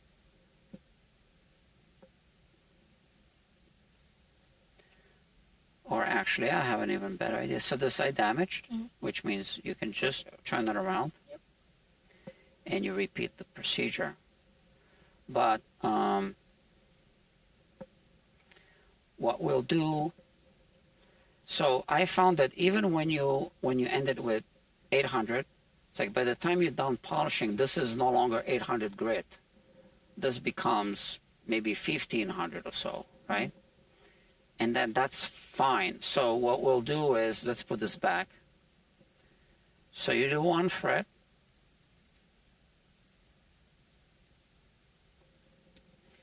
With this, and then you do the two passes with the two different polishing compounds, right? With a rotary tool. Yeah. So I'll give you that as well. So you have the two rotary tools. So after each fret, do I move on to another section or keep using the same? Another section, exactly, right? Always a fresh section. Gotcha. So, yeah, you can transfer everything there.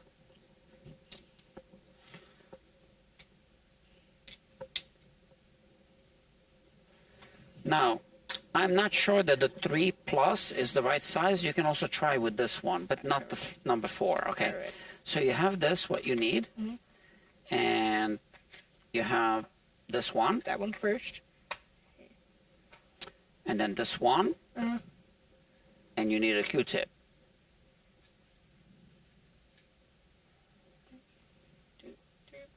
That's it. Gotcha. Enjoy. And if you run out of sandpaper, let me know. We'll have more here. All right. Okay. Back to this business. Okay, so this one fits nicely. You can see that. It fits nicely. And we want to first loosen this nut a little bit. And now we want to tighten it. Okay. So when we do that, we are adjusting the truss rod. We are tightening the truss rod. And we should be seeing a difference in the relief. So this is my set of feeler gauges. So we had 16 1/1000s and 14 1/1000s. And now I'm going to take a measurement. We tightened it.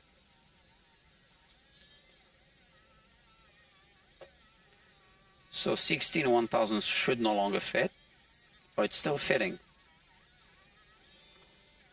Okay, so let's see. That feels really tight to me. I'm not going to tighten it more than this without lubricating it. But let me see what we got.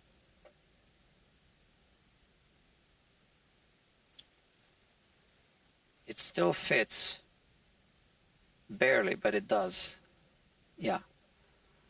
So it didn't do much, and I'm definitely not going to keep tightening it like this when it already feels really tight. So right now I am going to loosen this truss rod, loosen the strings a little bit.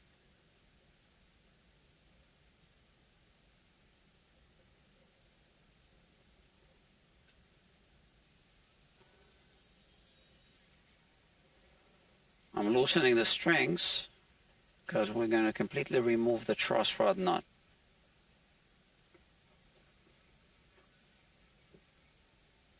Yeah, maybe loosen it a little bit more. So now that the truss rod nut is loose, right, I can even turn it by hand. Now I'm not too worried that this doesn't fit all the way. I can just remove it like this.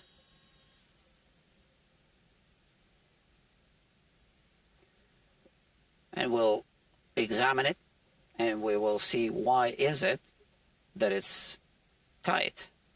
And I can already see why it's tight, but you will see in a few moments. Okay.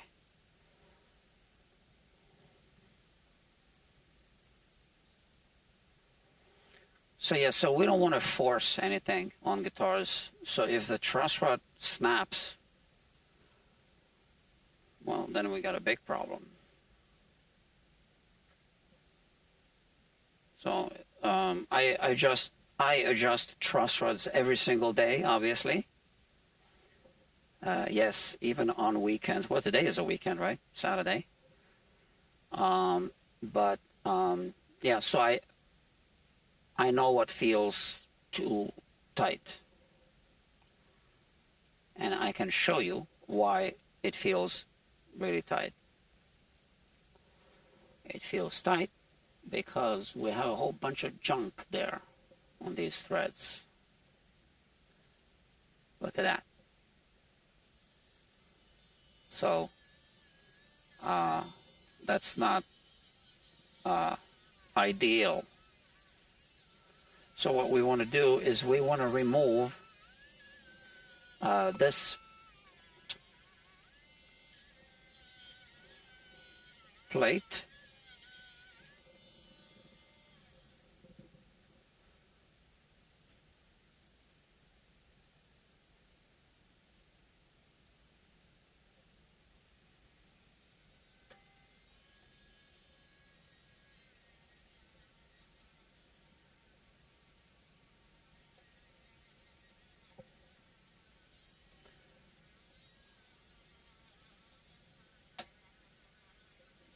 Yeah. I even have these replacement plates if we need to replace it for whatever reason, which I don't think we'll need to replace it.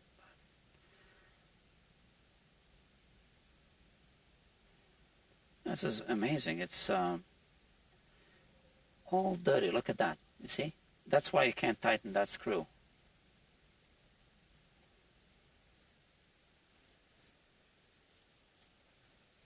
So the reason why I want to remove this plate is I want to see how many threads we have past the surface of this plate, just to make sure that this isn't maxed out.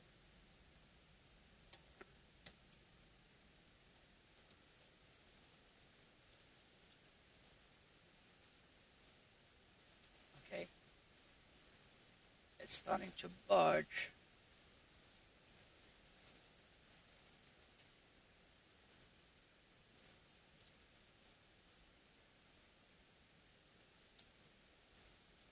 Amazing. And look, in here we have a whole bunch of, so I'll tell you what, I'm going to loosen this string completely and the G string as well. And here we have, come on.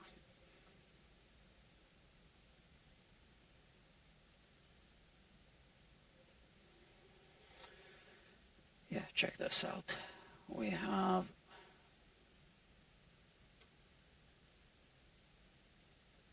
a whole bunch of lacquer.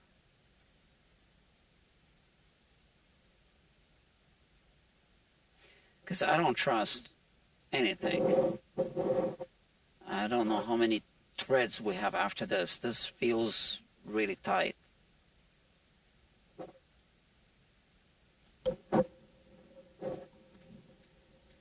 But if I can't remove the plate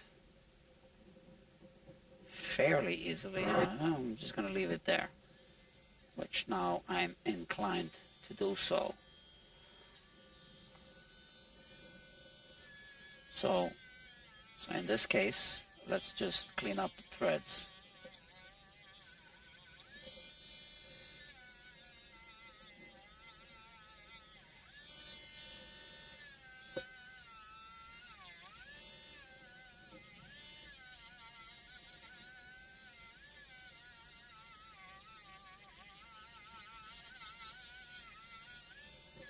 All right.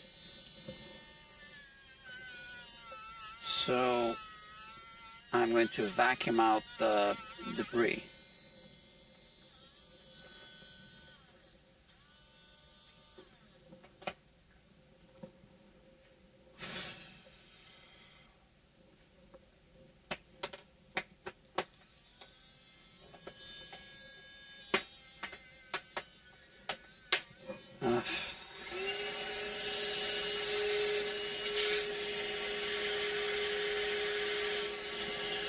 Much better. I can see it's much better, it's cleaner.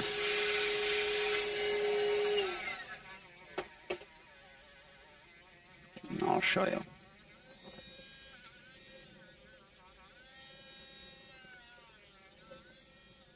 So that's it. We still have some debris here and there.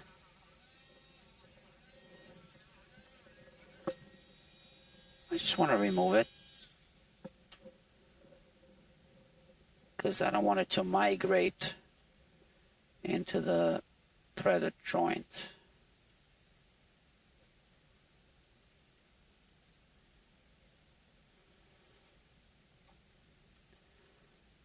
Okay.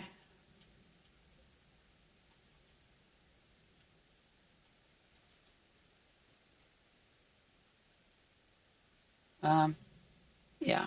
Let me vacuum it again.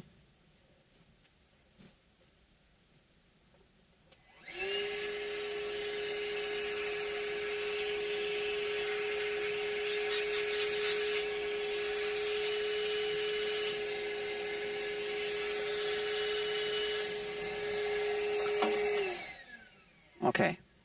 And now let's examine the acorn nut, because I think there's lacquer on it, which is why it's a bit tight, which is why it doesn't fully fit. Oh, now it fits. Okay.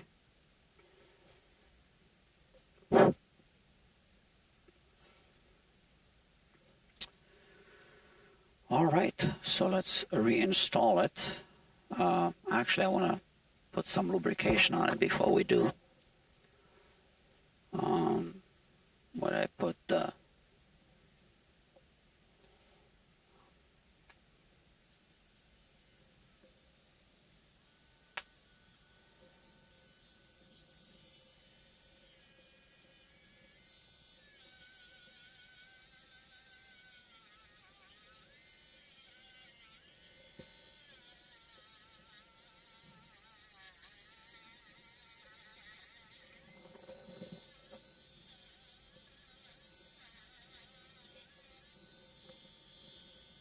okay. That's enough.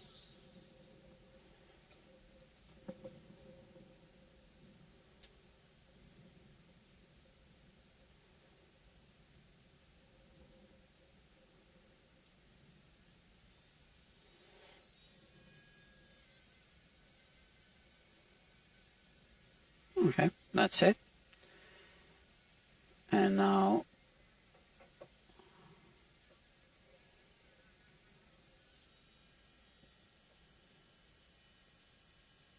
yeah, it doesn't fit because it's kind of deep and the headstock veneer is thick, so this particular wrench doesn't fit.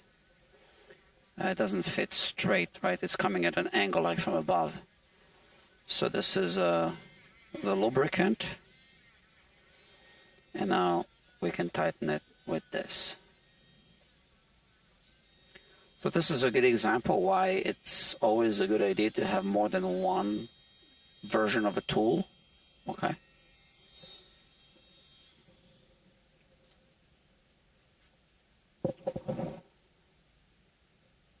Okay. Now I'll put these two strings back.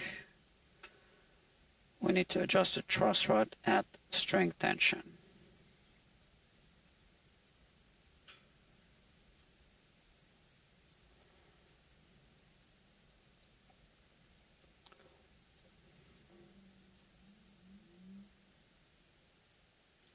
So I can already tell you that the guitar is going to need a new saddle. like I said at the beginning, I bet the guitar has an overset neck, and they just so the action was too low, but the action is going to go even lower when we actually adjust the truss rod properly. So they just loosened the truss rod, gave the guitar an up bow, and called it good enough.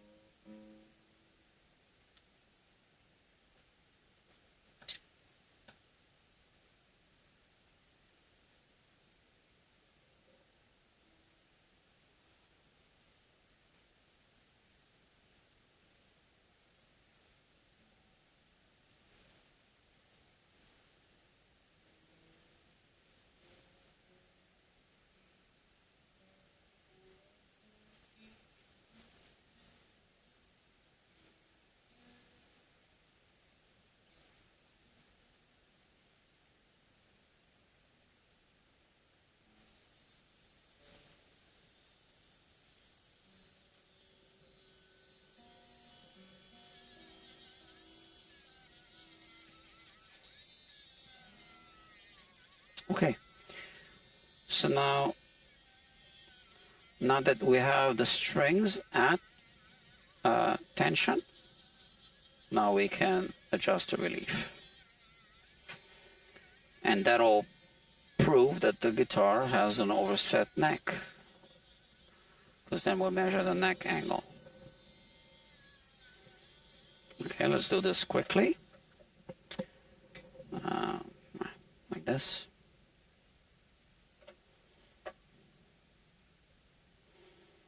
So, yeah, we need to tighten it. I knew that, I just didn't want to over tighten it right away. This feels much better now that it's been cleaned and lubricated.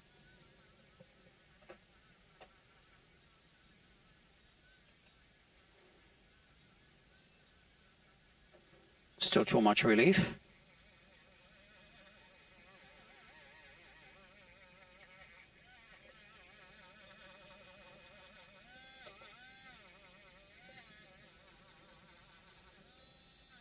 Okay,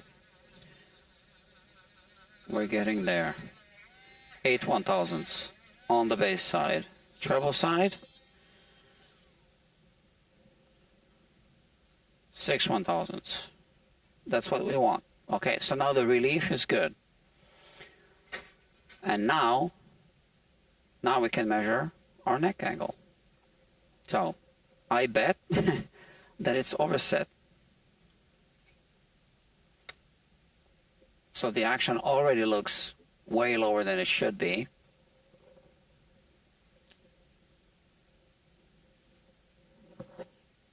So now we project the surface of the fretboard, of the fret tops, onto the bridge, and we see this humongous gap.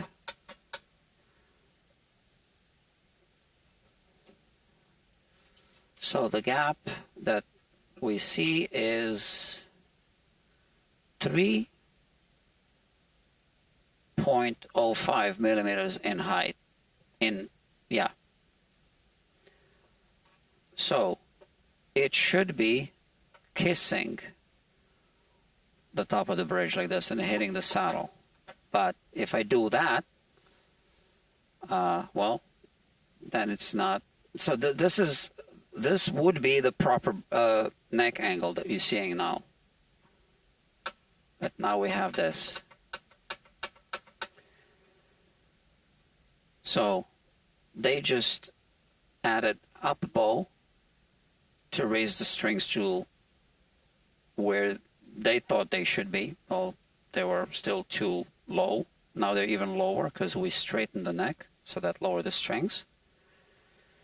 But we can't be raising the strings to the proper height by putting an up bow in the neck. We need to have a higher, taller saddle. But the bridge is too low. So the saddle is going to be too tall. But that's how Gibson guitars are now made. Yeah. So we need to add 2 or 3 millimeters to the height of the saddle, which means we need a new saddle. Now, the action right now, after, so the knot is good, more or less the way it should be. The relief is exactly the way it should be. So the action on the treble side is 40 1/1000ths of an inch, not even, more like 38. It should be 80. Big difference. On the bass side, it should be up to 100. Now it's 62.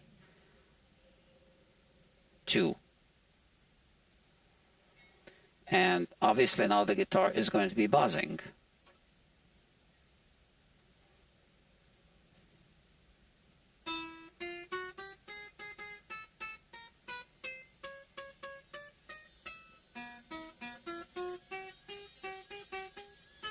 Yeah.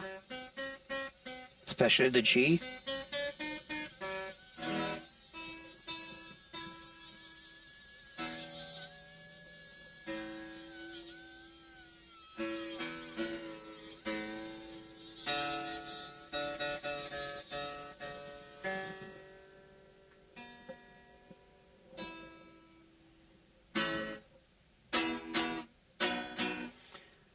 It's not buzzing too much, but the action is so low that it's actually uncomfortable to play. You can't even feel the guitar. So, yeah, it needs a new saddle. Now, in terms of the fretwork, I could go manually. At this point, I really recommend actually scanning the guitar. So we do a 3D scan. We know that there's fretwork to be done because we see dimples clearly.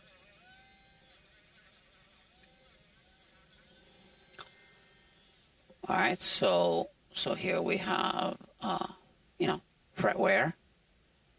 Let me focus better. Like that. Not so much here. So we see these dimples. Okay, so it's time to do fretwork. I want to see if there's a hump on the neck. Yeah, right there on the body joint. There's actually a hump.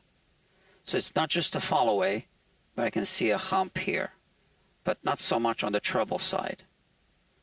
In fact, I don't see a hump on the treble side.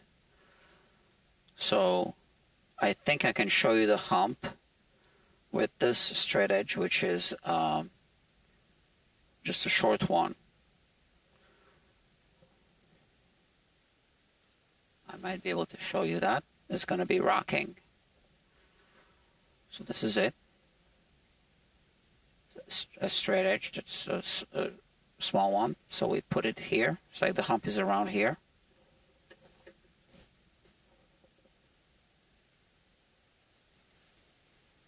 You feel that it's rocking, right? So there's a hump. Okay, so recommended services would be a 3D scan, a level crown and polish, and a new saddle. Actually, a rehumidification of the guitar first. I almost forgot. And that is because of this. So I don't know. It's like we are in the month of May, but I'm going to ask the customer if he was humidifying the guitar over the winter or not. So we have this. Oh.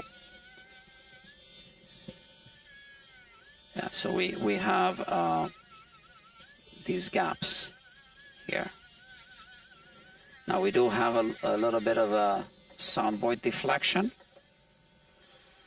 It feels like probably not enough. I would have to take measurements, but this is definitely a little bit of a collapse. So yeah, so I recommend 3D scan, a rehumidification, then level crown and polish, new saddle for services. Okay. So we are done with the assessment. I'm going to write that down in my system, which I'm going to do right here on my computer.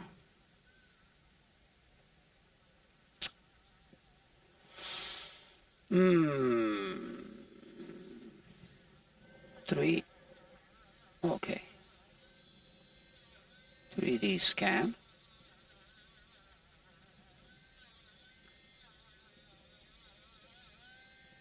So for now, I have introductory prices for 3D scanning because it's still under development. So right now is when people get rehumidification with stress test.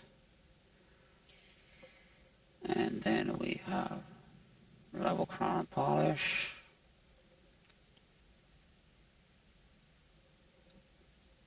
And so the saddle,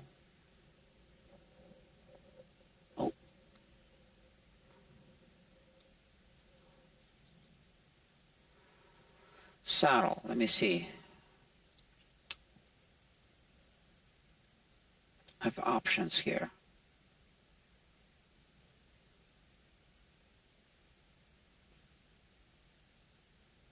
Okay. Like that. So, oh, it didn't put the level crown and polish. I guess I forgot to click something. Oh yeah, I forgot to click save.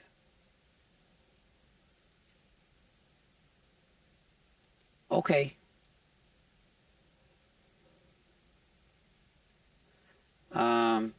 That's it. So the guitar can now go back in its case.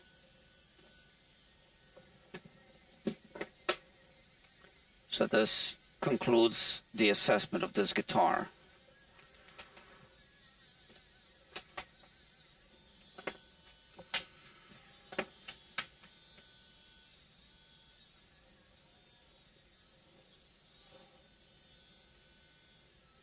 Now, I don't need to use a humidifier here right now because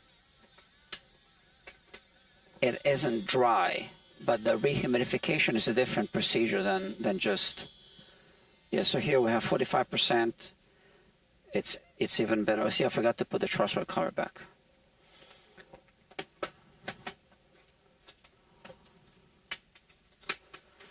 But in the storage facility, it's even better than that at the moment. It's humidity controlled.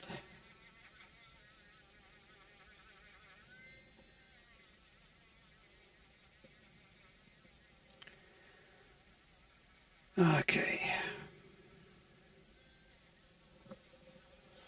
I have other guitars to work on. How is it going, Doctor? It's going pretty well. Let me see. Wow. Stunning. You see? And how's your bass? It's pretty great. It's still shiny. You like it? Yeah, you can bring it here anytime if you need to do work on it. Cool. You got guitars as well? Yep, I have a GS Mini and a Mexican Strat. You can bring them over if you want to work on them. Cool. Yeah, for yourself. Yeah. Sounds great. I will do.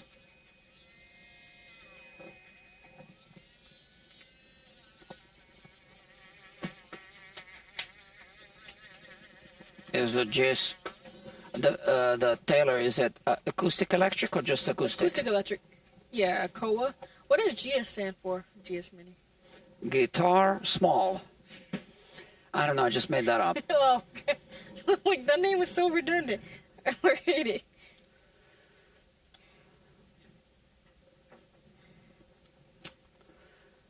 G must be a guitar, right?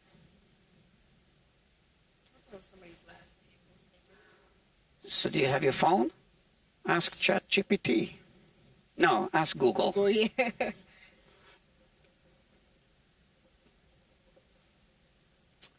Okay, kids. So, I have other guitars to work on. I just have to decide which one to work on. 9 p.m. All right. Let me look at my It stands for workload. Grand Symphony. Oh, really? Hmm. Interesting.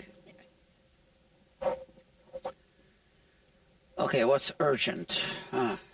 Quite a few. Oh, is this guy gonna pick up his guitar ever? Which one? Oh, you don't know him. How did the guy like the Epiphone? Huh? How did the guy like the Epiphone? We finished. The Les Paul? The last one? Oh, yeah, no, he picked up. Yeah, he was happy. Good.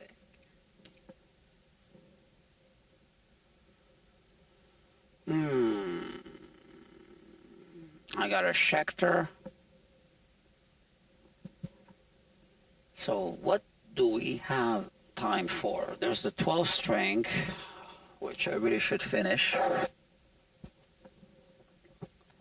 There's a Schecter. Oh, is there a rush on this one? No.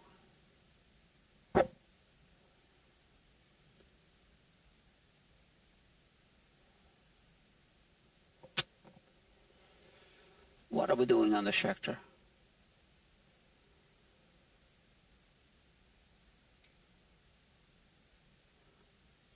Yeah. We're cutting the knot and we're doing fret dressing and setup, obviously. Oh, sorry.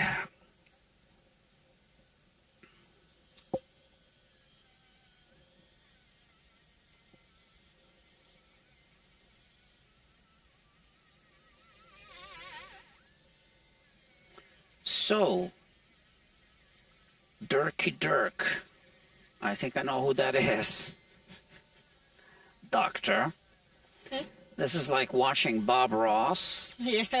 he says, but there are no happy accidents. That's a good one. All right. I think I know who Dirky Dirk is. He's a friend of mine. Okay, so I can't decide which guitar to bring up. So you guys, how many more frets? So you're almost halfway there. Yeah, you keep working on this. What's the next thing after this? We put the neck on the guitar. We oil it. We put the strings on. We optimize the knot and we finish the setup. Okay. You want to finish it tonight? Yeah? And take it home with you? Really? Yeah, it's your guitar. Yeah. Oh, what time did you want to leave? I was trying to go for a 9, but Oh, you were trying to leave at 9. Okay. Yeah, Well, I don't want to force you to Okay. stay. I'll finish this though for sure. Okay, then you can leave. Gotcha. Yeah, that's Yeah. fine. Just didn't take my dog out. So. Yeah. It's a free country. Huh. So they say. Yeah.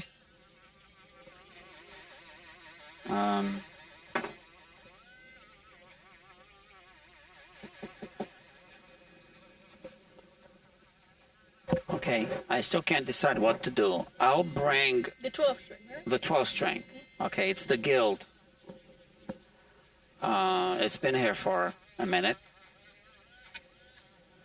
which is why I need to finish it.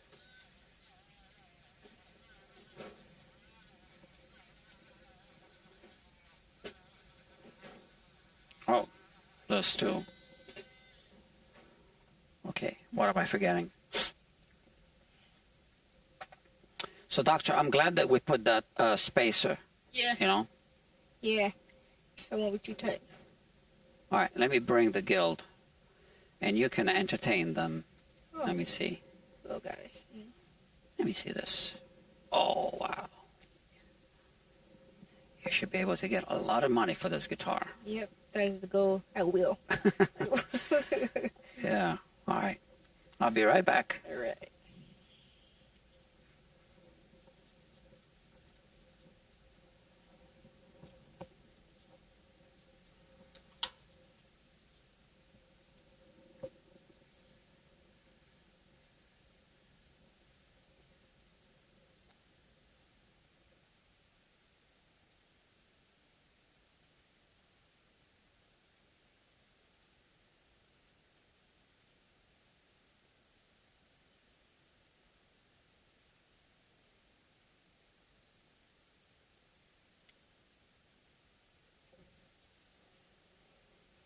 Here I am. And here's the guild. Not my favorite thing to do to work on 12-string guitars. Really? Why not? What do you think? Yeah. How did the nut look on a 12-string? You never seen it? I'll show you.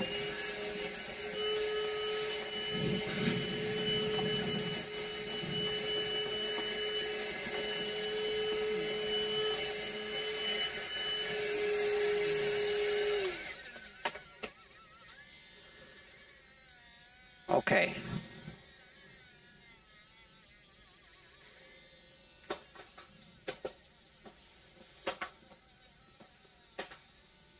The legendary F512.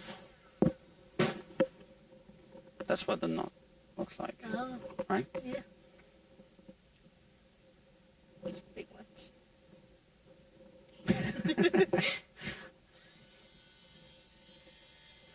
All right. So, we are doing a bridge shave on this guitar. That's interesting. So let's remove the strings first.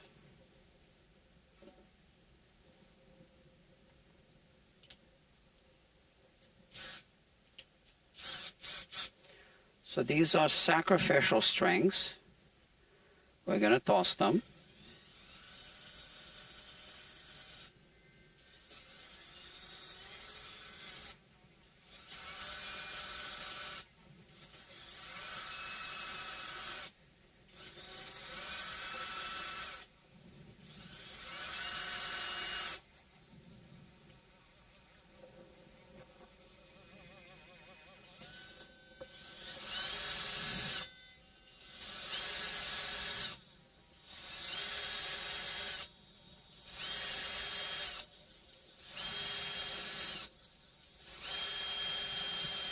You know, Doctor, you're right. I got to finish the 12 string. When is... This guy's been really patient, okay? So, but it had to be done slowly. Okay. Because I had to Reunify restore. it. The soundboard was completely, and now it's nice. And it's been through a long stress test, and it stayed like that. So Cool. that's what we want to see. Yeah. Okay. So, yeah, because I don't want to give it back to someone and then 2 weeks later the soundboard's like this again. Because if that's what's going to happen, Yeah. I want it to happen here so I can Gauge it. tell the customer ahead of time.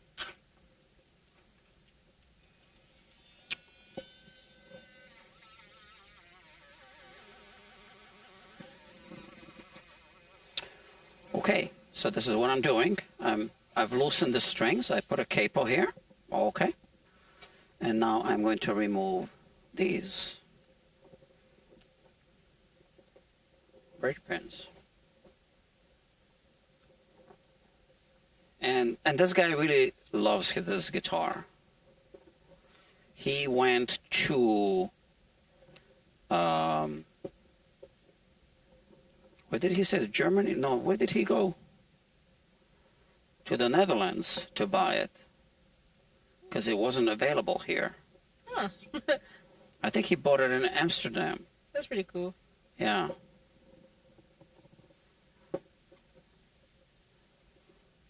it's a U.S. made guitar, but he went there to buy it. Yeah, because it wasn't available here. Because it's not easy to find one. Oh.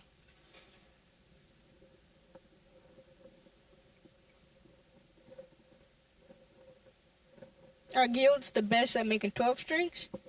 Say that again? Guilds are most known for making 12 strings? Yes, they are very well known for that. Okay.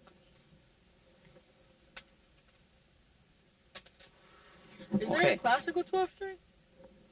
No. You mean a nylon string classical guitar 12 string does not exist to my knowledge. Okay. Yeah.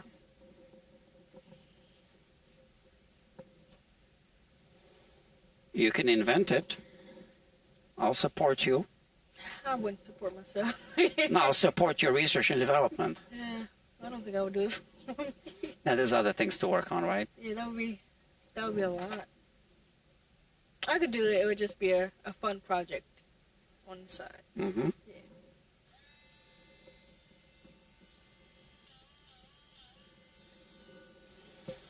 Okay.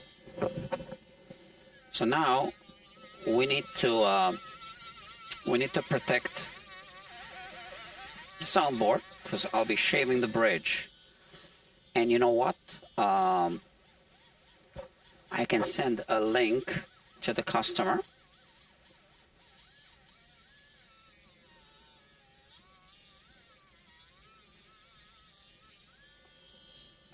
So the assessment, scan, saddle, humidification, polish, sounds doable, yeah. Guitar was not humidified for the entire winter, unfortunately, Grand Stadium. To clarify, it was humidified early on, but not the entire winter. Yeah, so I don't think the customer is watching the live stream anymore, so I do recommend humidifying it. We could do it without, but this guitar had a similar issue. In fact, I have a scan of it, and it had a soundboard deflection and still had a low spot here and here. And I was able to restore this. This is now good. This is convex. It's not concave. So it's good. So that Gibson is a good guitar. I would really recommend doing that. It's not going to do it on its own, right? I need to do it with, jacks and stuff like that as I'm rehumidifying the guitar. Plus, we really need to get that bridge up a little bit because of the neck angle. So there's more than one reason why I really recommend doing it. And it's just an additional service within the whole package, so it's not something that's gonna break the bank because there's an additional service, right? So it's actually better to do it than not to do it, and then the guitar then does its own thing with humidity changes, and then you got to do another setup. And it's just better to do it. Get the humidity packs or humidity packs for the summer, humidifiers for the winter, and then just maintain it. That's the way to do it. Doctor? What's the difference between humidipacks and humidifiers? Say what? What's the difference between humidipacks and humidifiers? Good question. Okay, humidipacks are two-way humidification packs. So they absorb moisture from the air when there's too much moisture in the air. They release moisture into the air when there's not enough moisture in the air. Now the air is just the air inside of the guitar case, only that volume. Mm-hmm. Now that's not sealed, right? So the air and humidity escapes or enters the case through either the zipper or the sides, right? Mm-hmm. But that's a slow transition, right? So it keeps the volume of air that's inside the case at perfect humidity. That's what humidipacks do, right? Okay. They balance it. Now, they only balance the air when they are not too dry or too saturated. Yeah. In the winter, if they dry up, they have no moisture left in them to humidify the air inside of the case. Okay. See, that's one thing. They don't humidify the guitar. There's no such humidifier that humidifies the guitar directly. It humidifies the air that surrounds the guitar, Okay. right? Yeah. And then when the air is satisfied, when it has enough moisture in it, it's no longer pulling moisture from where it can find it, right? When the air is too dry, it finds moisture trapped inside of the wood grain, Yeah. and it just absorbs it from the wood, and the wood dries up and cracks and collapses and twists and bends, right? Yeah. So yeah, you don't actually humidify the guitar, you humidify the air in the guitar case, Okay. right? Yeah. Now, if you only use humidity packs through the entire winter, they will work for the first couple of days. They will release moisture into the air, and then they will, well, get used up because there's no more moisture left in them. It's like a gas tank. It's the gas tank needs to be refilled, right? It makes sense to have both at the same time. She's asking such great questions. Okay, all right. So we'll get to that as well. So let's first finish about using them separately, right? So if you just use humidity packs through the winter in New York City, we know they are not going to be sufficient through the entire winter in New York, right? Other parts of the world is different story, right? So here it gets too dry, they dry up, they no longer have any moisture in them to humidify your guitar case. So that's it. Once they dry up, that's it. Now, that's why you actually need to use the sponge humidifiers through the winter, because you refill them with water, right? And they dry up, and then you gotta put more water. You gotta moisten the sponge, re-moisten the sponge, right? You shouldn't let the sponge dry up. It's just when you feel that it's less moist than it was, you just put more water, right? So now, through the summer, the humidity packs absorb excessive moisture that's in the air. And it's the same thing. When it gets too saturated, they can no longer absorb moisture. So that's the equivalent of a sponge.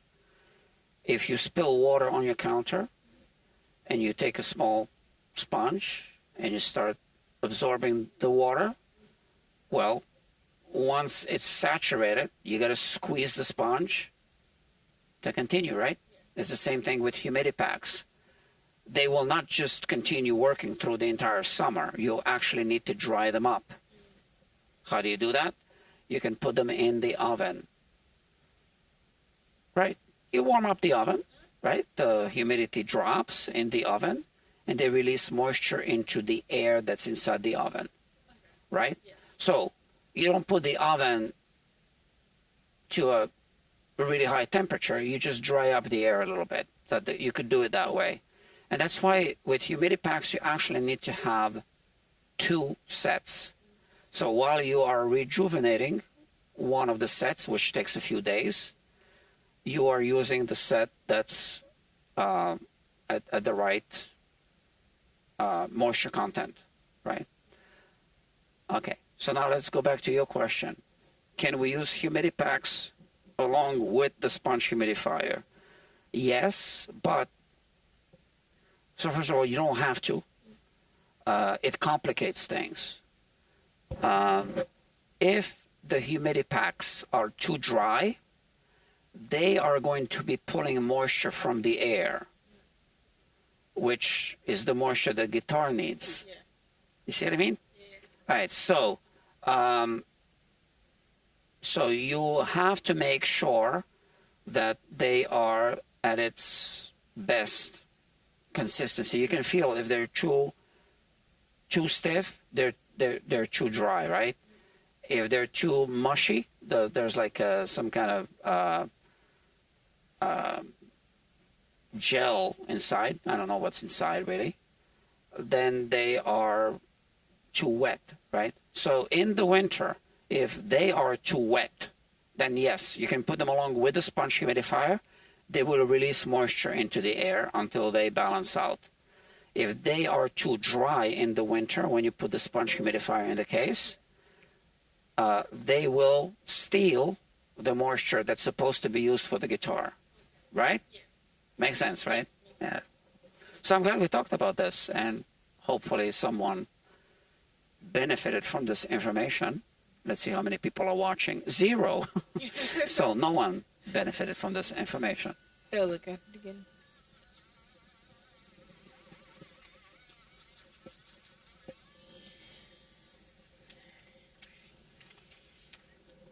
Okay, let me see. This is a Staples return receipt. For what? Not return, Staples. Yeah, Staples for Amazon. What did I return? I can't even remember. But I'm sure it's all good. All right.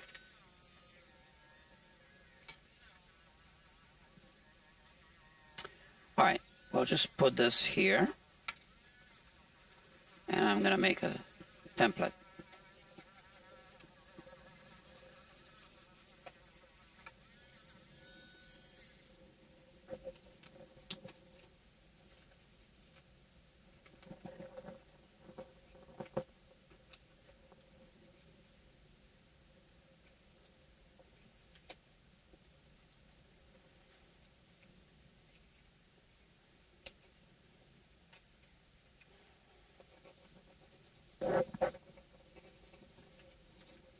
Okay, this is good enough.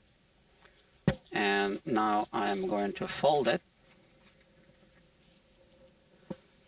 So yeah, it would be better if I didn't have this printout, but I like to reuse paper. That's good.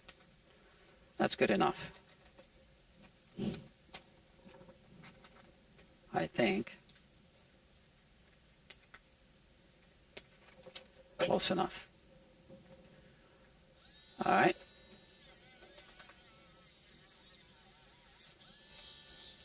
We are going to cut outside of the outline anyway.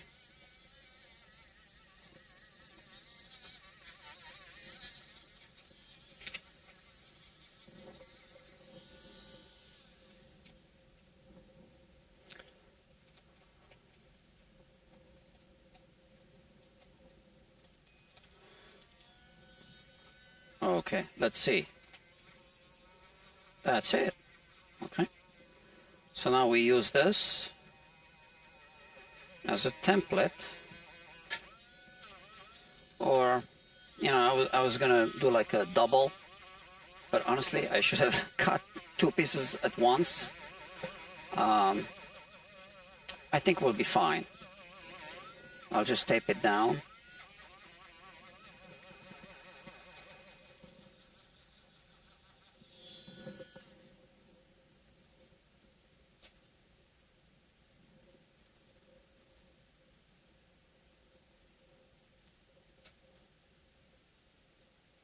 Okay.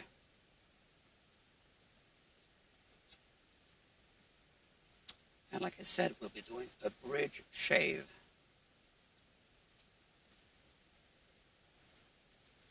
So we don't want to shave off too much because the saddle isn't seated very deep inside the bridge. We want to increase the break angle of the strings going across the saddle. The octave strings aren't getting enough break angle, so we want to shave more like the back part anyway, and just kind of is going to add to the break angle. Whenever we do a bridge shave, we want to shave off as little as possible. Let me see if I can remove the transducer. I'm sure I can, but it's complicated. So we'll just deal with the dust. I'm going to vacuum out the dust. It's going to be just fine. Okay, I know it will. Bridge shave. So for the bridge shave, we'll use sandpaper. So you can use a hand plane, or you can use sandpaper. I'm going to use sandpaper. All right, we got 3 people watching, a new audience. Yay! Or maybe it's the same audience from before. I don't know. So what am I looking for?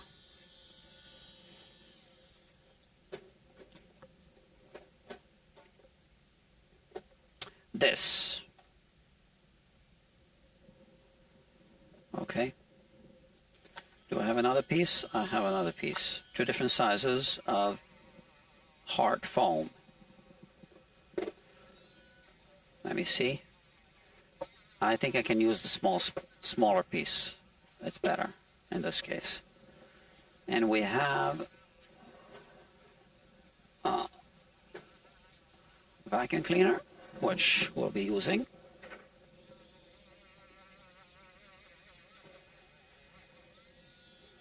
And sandpaper right here. So let's start with 220, I don't know.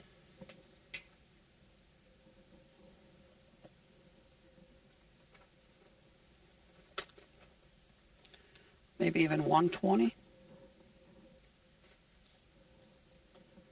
Hold on a second. Let me think for a moment.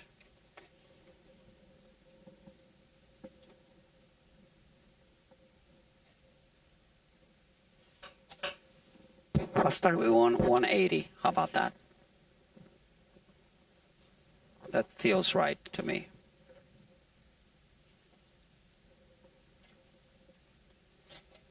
So I don't want to get any grit from the sandpaper onto the guitar, which is why I'm doing this away from the guitar.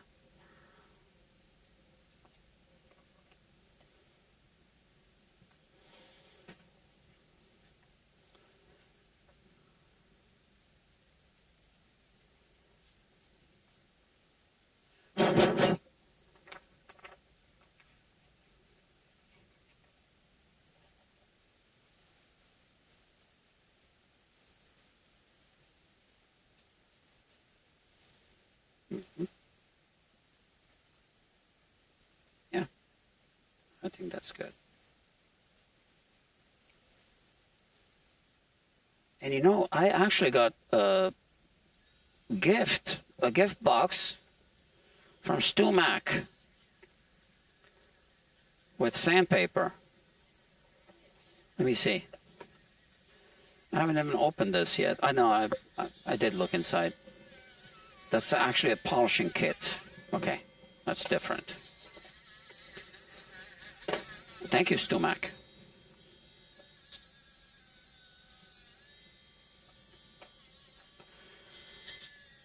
All right. So, I'll get all the grit, loose grit off, and we are going to start shaving right now. So, first,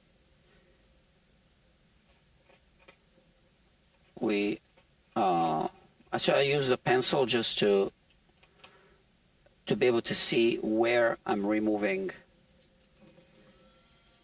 material from.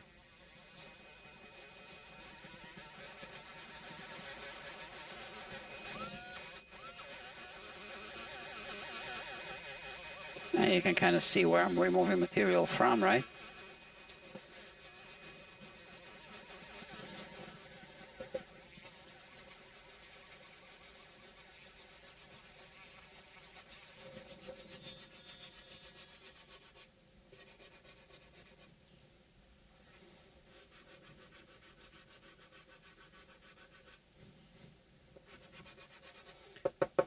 And now,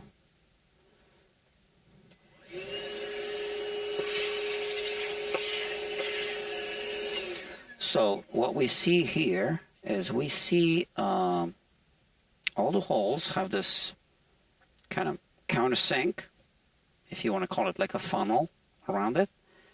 And we are going to remove all that from the octave string pinholes. And we're going to blend them into the fundamentals. So those are the fundamentals here, and those are the octave strings. And then we're also going to recut the little slots for the octave strings, and maybe touch up the slots for the fundamentals as well.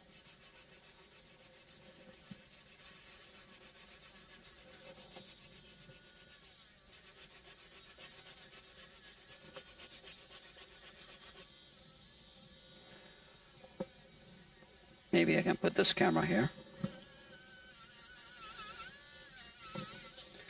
to show more of a close-up.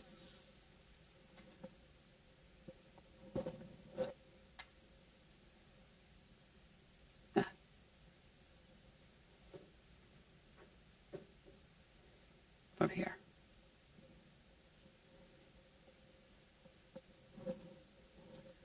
Yeah, that works. So you see that?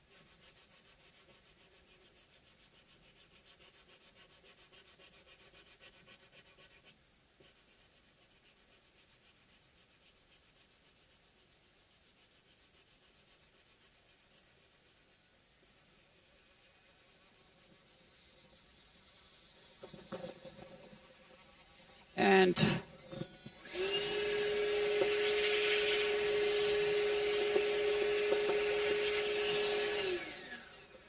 because I'm hitting it here in the back, I'm going to put some tape down here, just to be safe.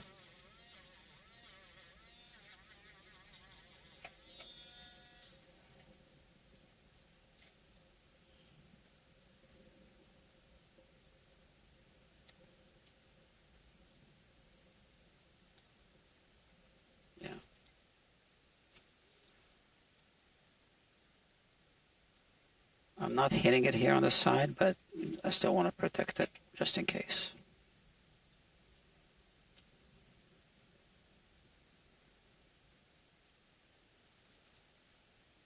All right, that's better.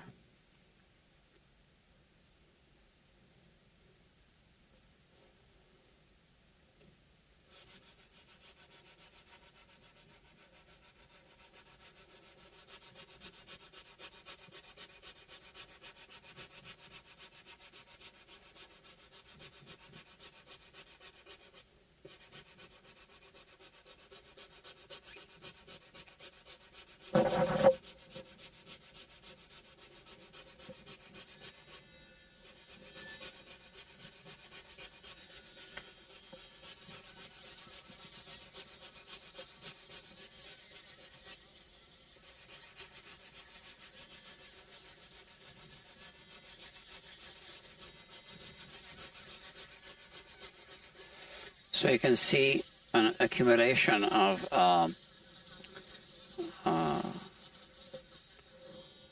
sawdust or dust, whatever. So not too much of it went into the soundboard, sound box.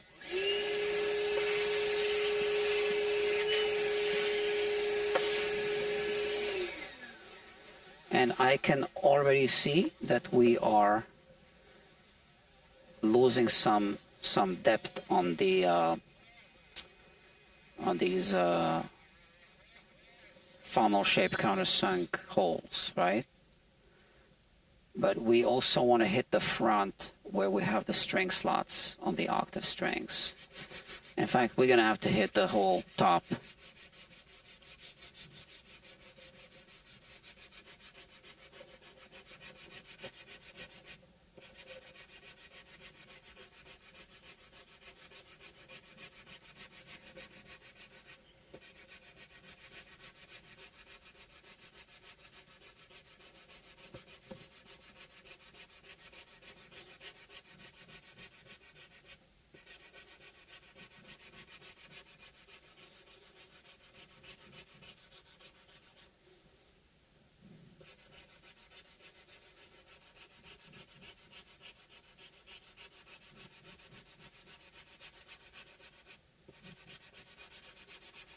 Okay.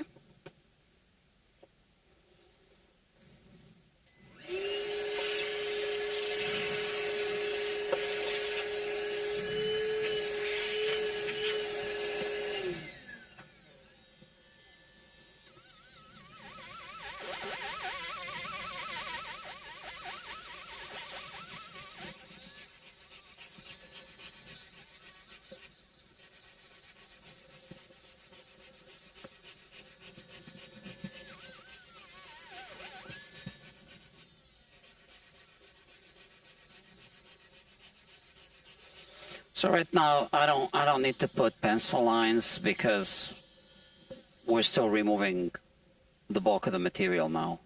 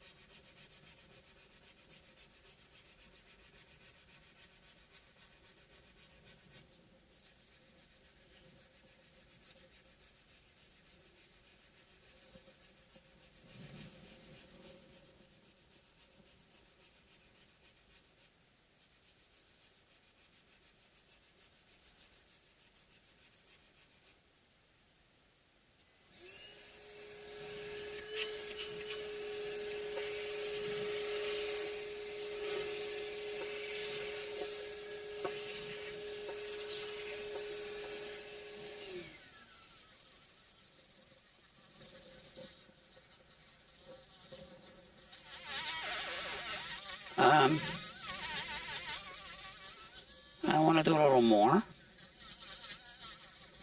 Again, the objective is to restore the brake angle across the saddle, and this is a very low saddle. Again, this neck is also slightly overset, which is why we have this situation, just like on that Gibson we were working on.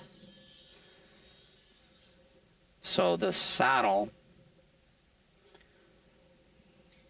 and we have low action. Hold on, overset neck?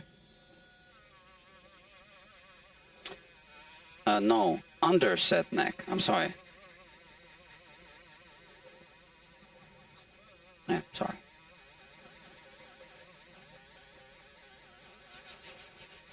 It's underset. It means it's a little bit in this direction. But we have sufficient thickness to be able to do a bridge shave.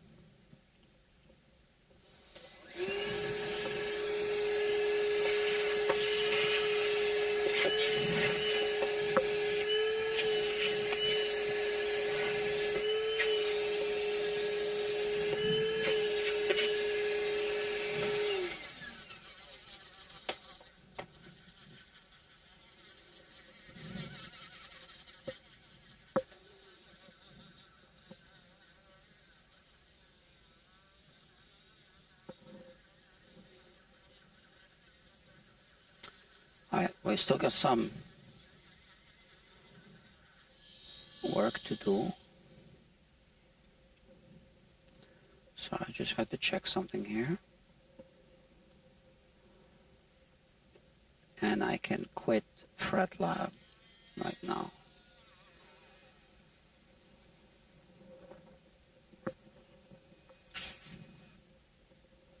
Got too many apps open.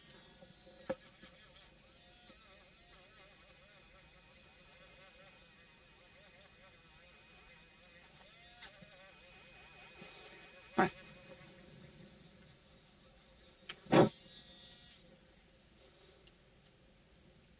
How many more frets you got? After this one. Huh? After this one I'm doing now, one. Just one more. Okay. So do you like this new system? Yeah, I like it a lot, yeah. Yeah. So this gets the frets really shiny. Yeah. It's the second one. Oh, hold on a second. That's the second piece of... Oh, I see. Yeah. All right, so this one we throw away. You confused me there for a moment, Doctor.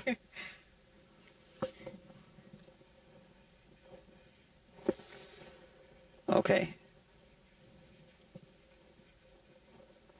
We continue.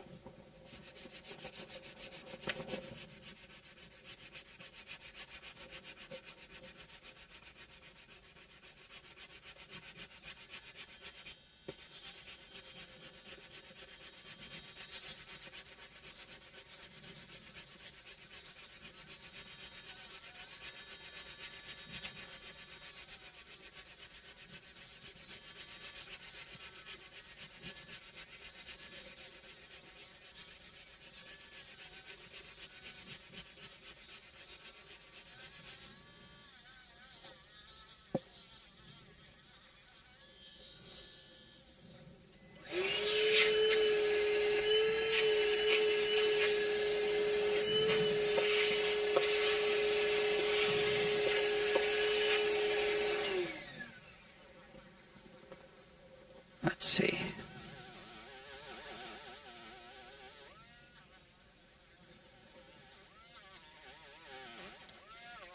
Still need to shave it a little more.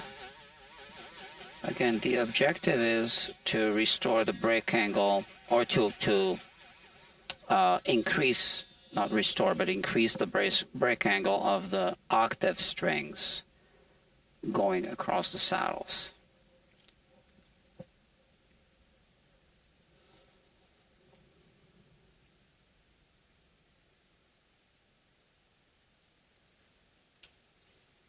All right.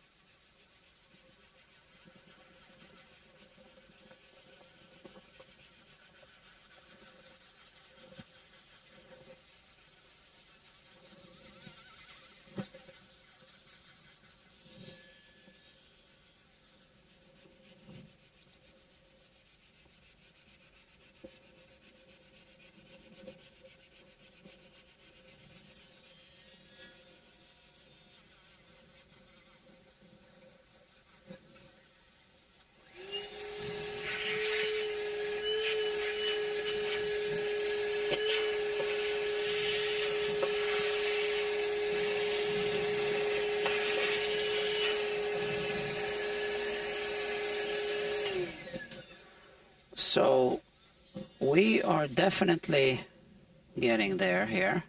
So now we have very little left of the countersink on the back holes, even on the front ones. So now what I would do is Yeah, let's restore that countersink. And then, oh, you're done? Yep. Okay.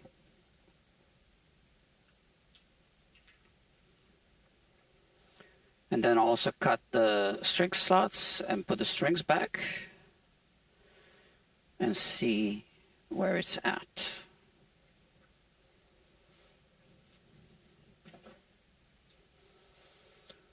All right, so I'm gonna put this guitar here so we can put your guitar on the bench.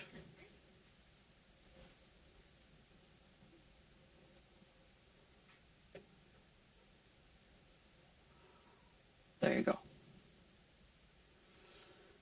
And we are going to reassemble it, okay? All right.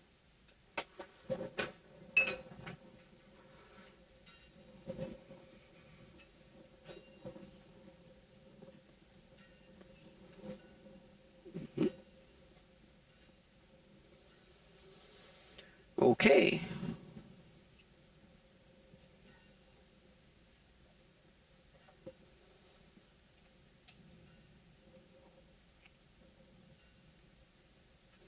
So, Doctor, I like to start recharging these batteries right away. Yeah, so you won't forget next time. Right. No, don't worry about it. I'm not barking at you. I'm just saying. Just a reminder. The reason is I don't like to leave them on the charger overnight. Yeah. So does it mess up the battery? Yeah. Gotcha. So, you need a screwdriver, right? Yes, please. And then backwards, and then forward. Thank you.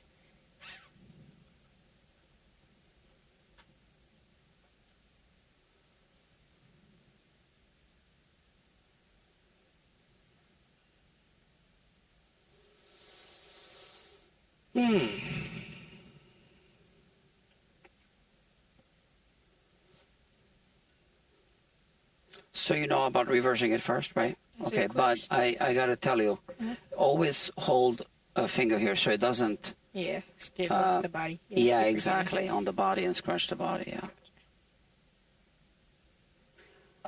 There you go, yeah. I'm going to remove the tape from here.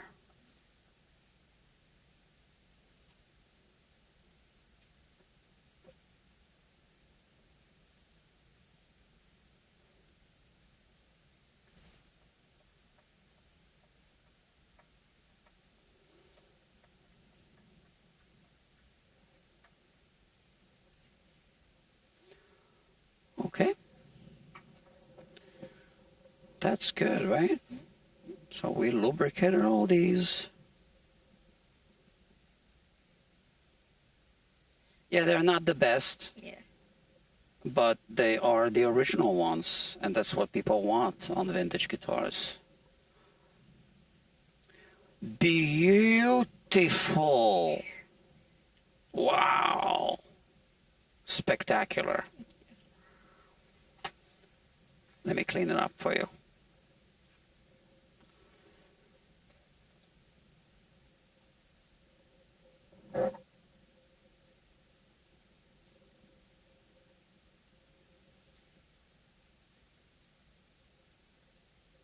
You kept it pretty clean. Yeah, I tried to use less of it because Wow. last time I did a lot. Right.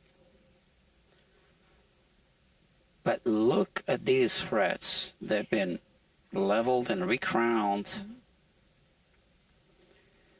I'm tempted to do another scan, but, you know, it's just like I got so much work to do. Yeah.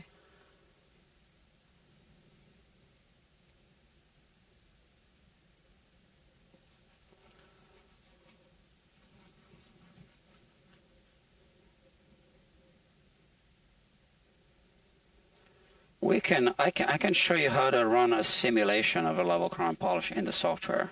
You can do it. I mean, I'll just walk you through it next time you come, whatever. The truss rod cover. Say what? The truss rod cover? Yeah. So hold on a second. We need to actually tighten the truss rod just a little bit, right? Okay. Because we didn't tighten it, right? Just a little tight. And I know there's no strings on the guitar. Okay. I didn't really get a back bow, which is good. I didn't want to get a back bow. So that's that. And the truss rod cover, we could put it back or we could bag it. Did we need the shim? Huh? Did we need to put the shim on again? So we'll bag. Oh, yeah. We forgot to put the shim. Yeah. Okay, we can do it really quickly. Huh? We can do it quickly. Right? Yeah, because otherwise you're going to lose it.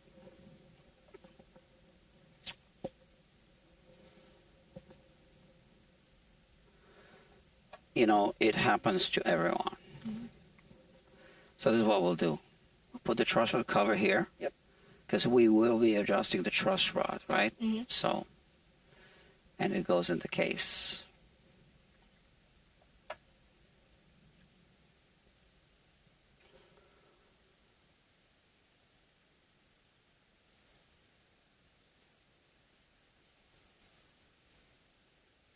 So friends, I'm going to end the live stream soon.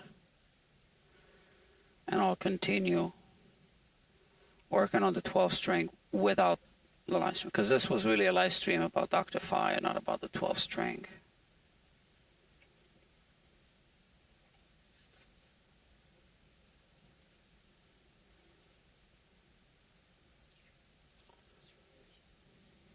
What does the shim do?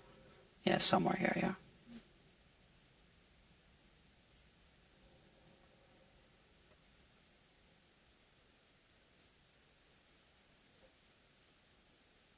It's better to actually put it this way. Okay. Yeah. Yeah. You put it this way. So that's the shim that was there before. It was working fine. I know the strings were there and all. So now you put it like this. And now you hold on to the neck joint.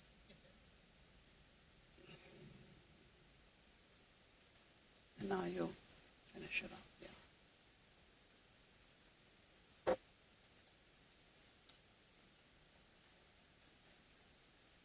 It's interesting that it doesn't have a serial number anywhere.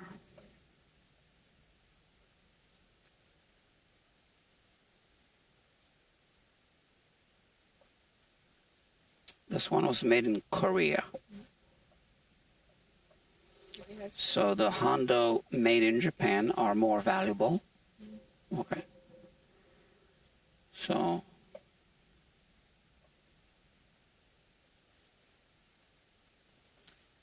but I'll give you more guitars to work on, and then you sell them and you let me know. I'd like to know how much money you made.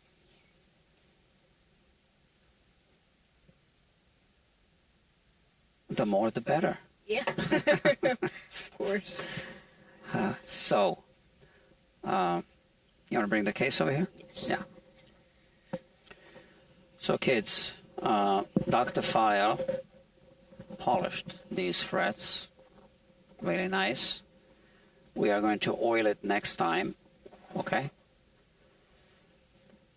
Well, doesn't even need it. Like that. Okay? And this, exactly. Okay, so this goes here.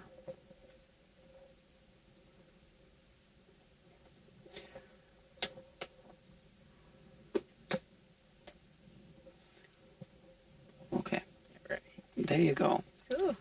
So, I'll clean up. Sure. Yeah, I'm sure. Because I know you need to go home. Neglecting my son. Huh? Neglecting my son, my dog. Your son? Yeah, my dog. That's my dog. All right, we'll wash my hands really quick. Okay. All right, kids. I have to take this off. So, I'm sorry, what? I have to take this off. I forgot. Oh, yeah. Oh, we could just do the ending if we're already doing it. Are we? Yeah. Okay. Bye-bye. All right. So let me just end it here. So thank you for watching, and see you next time.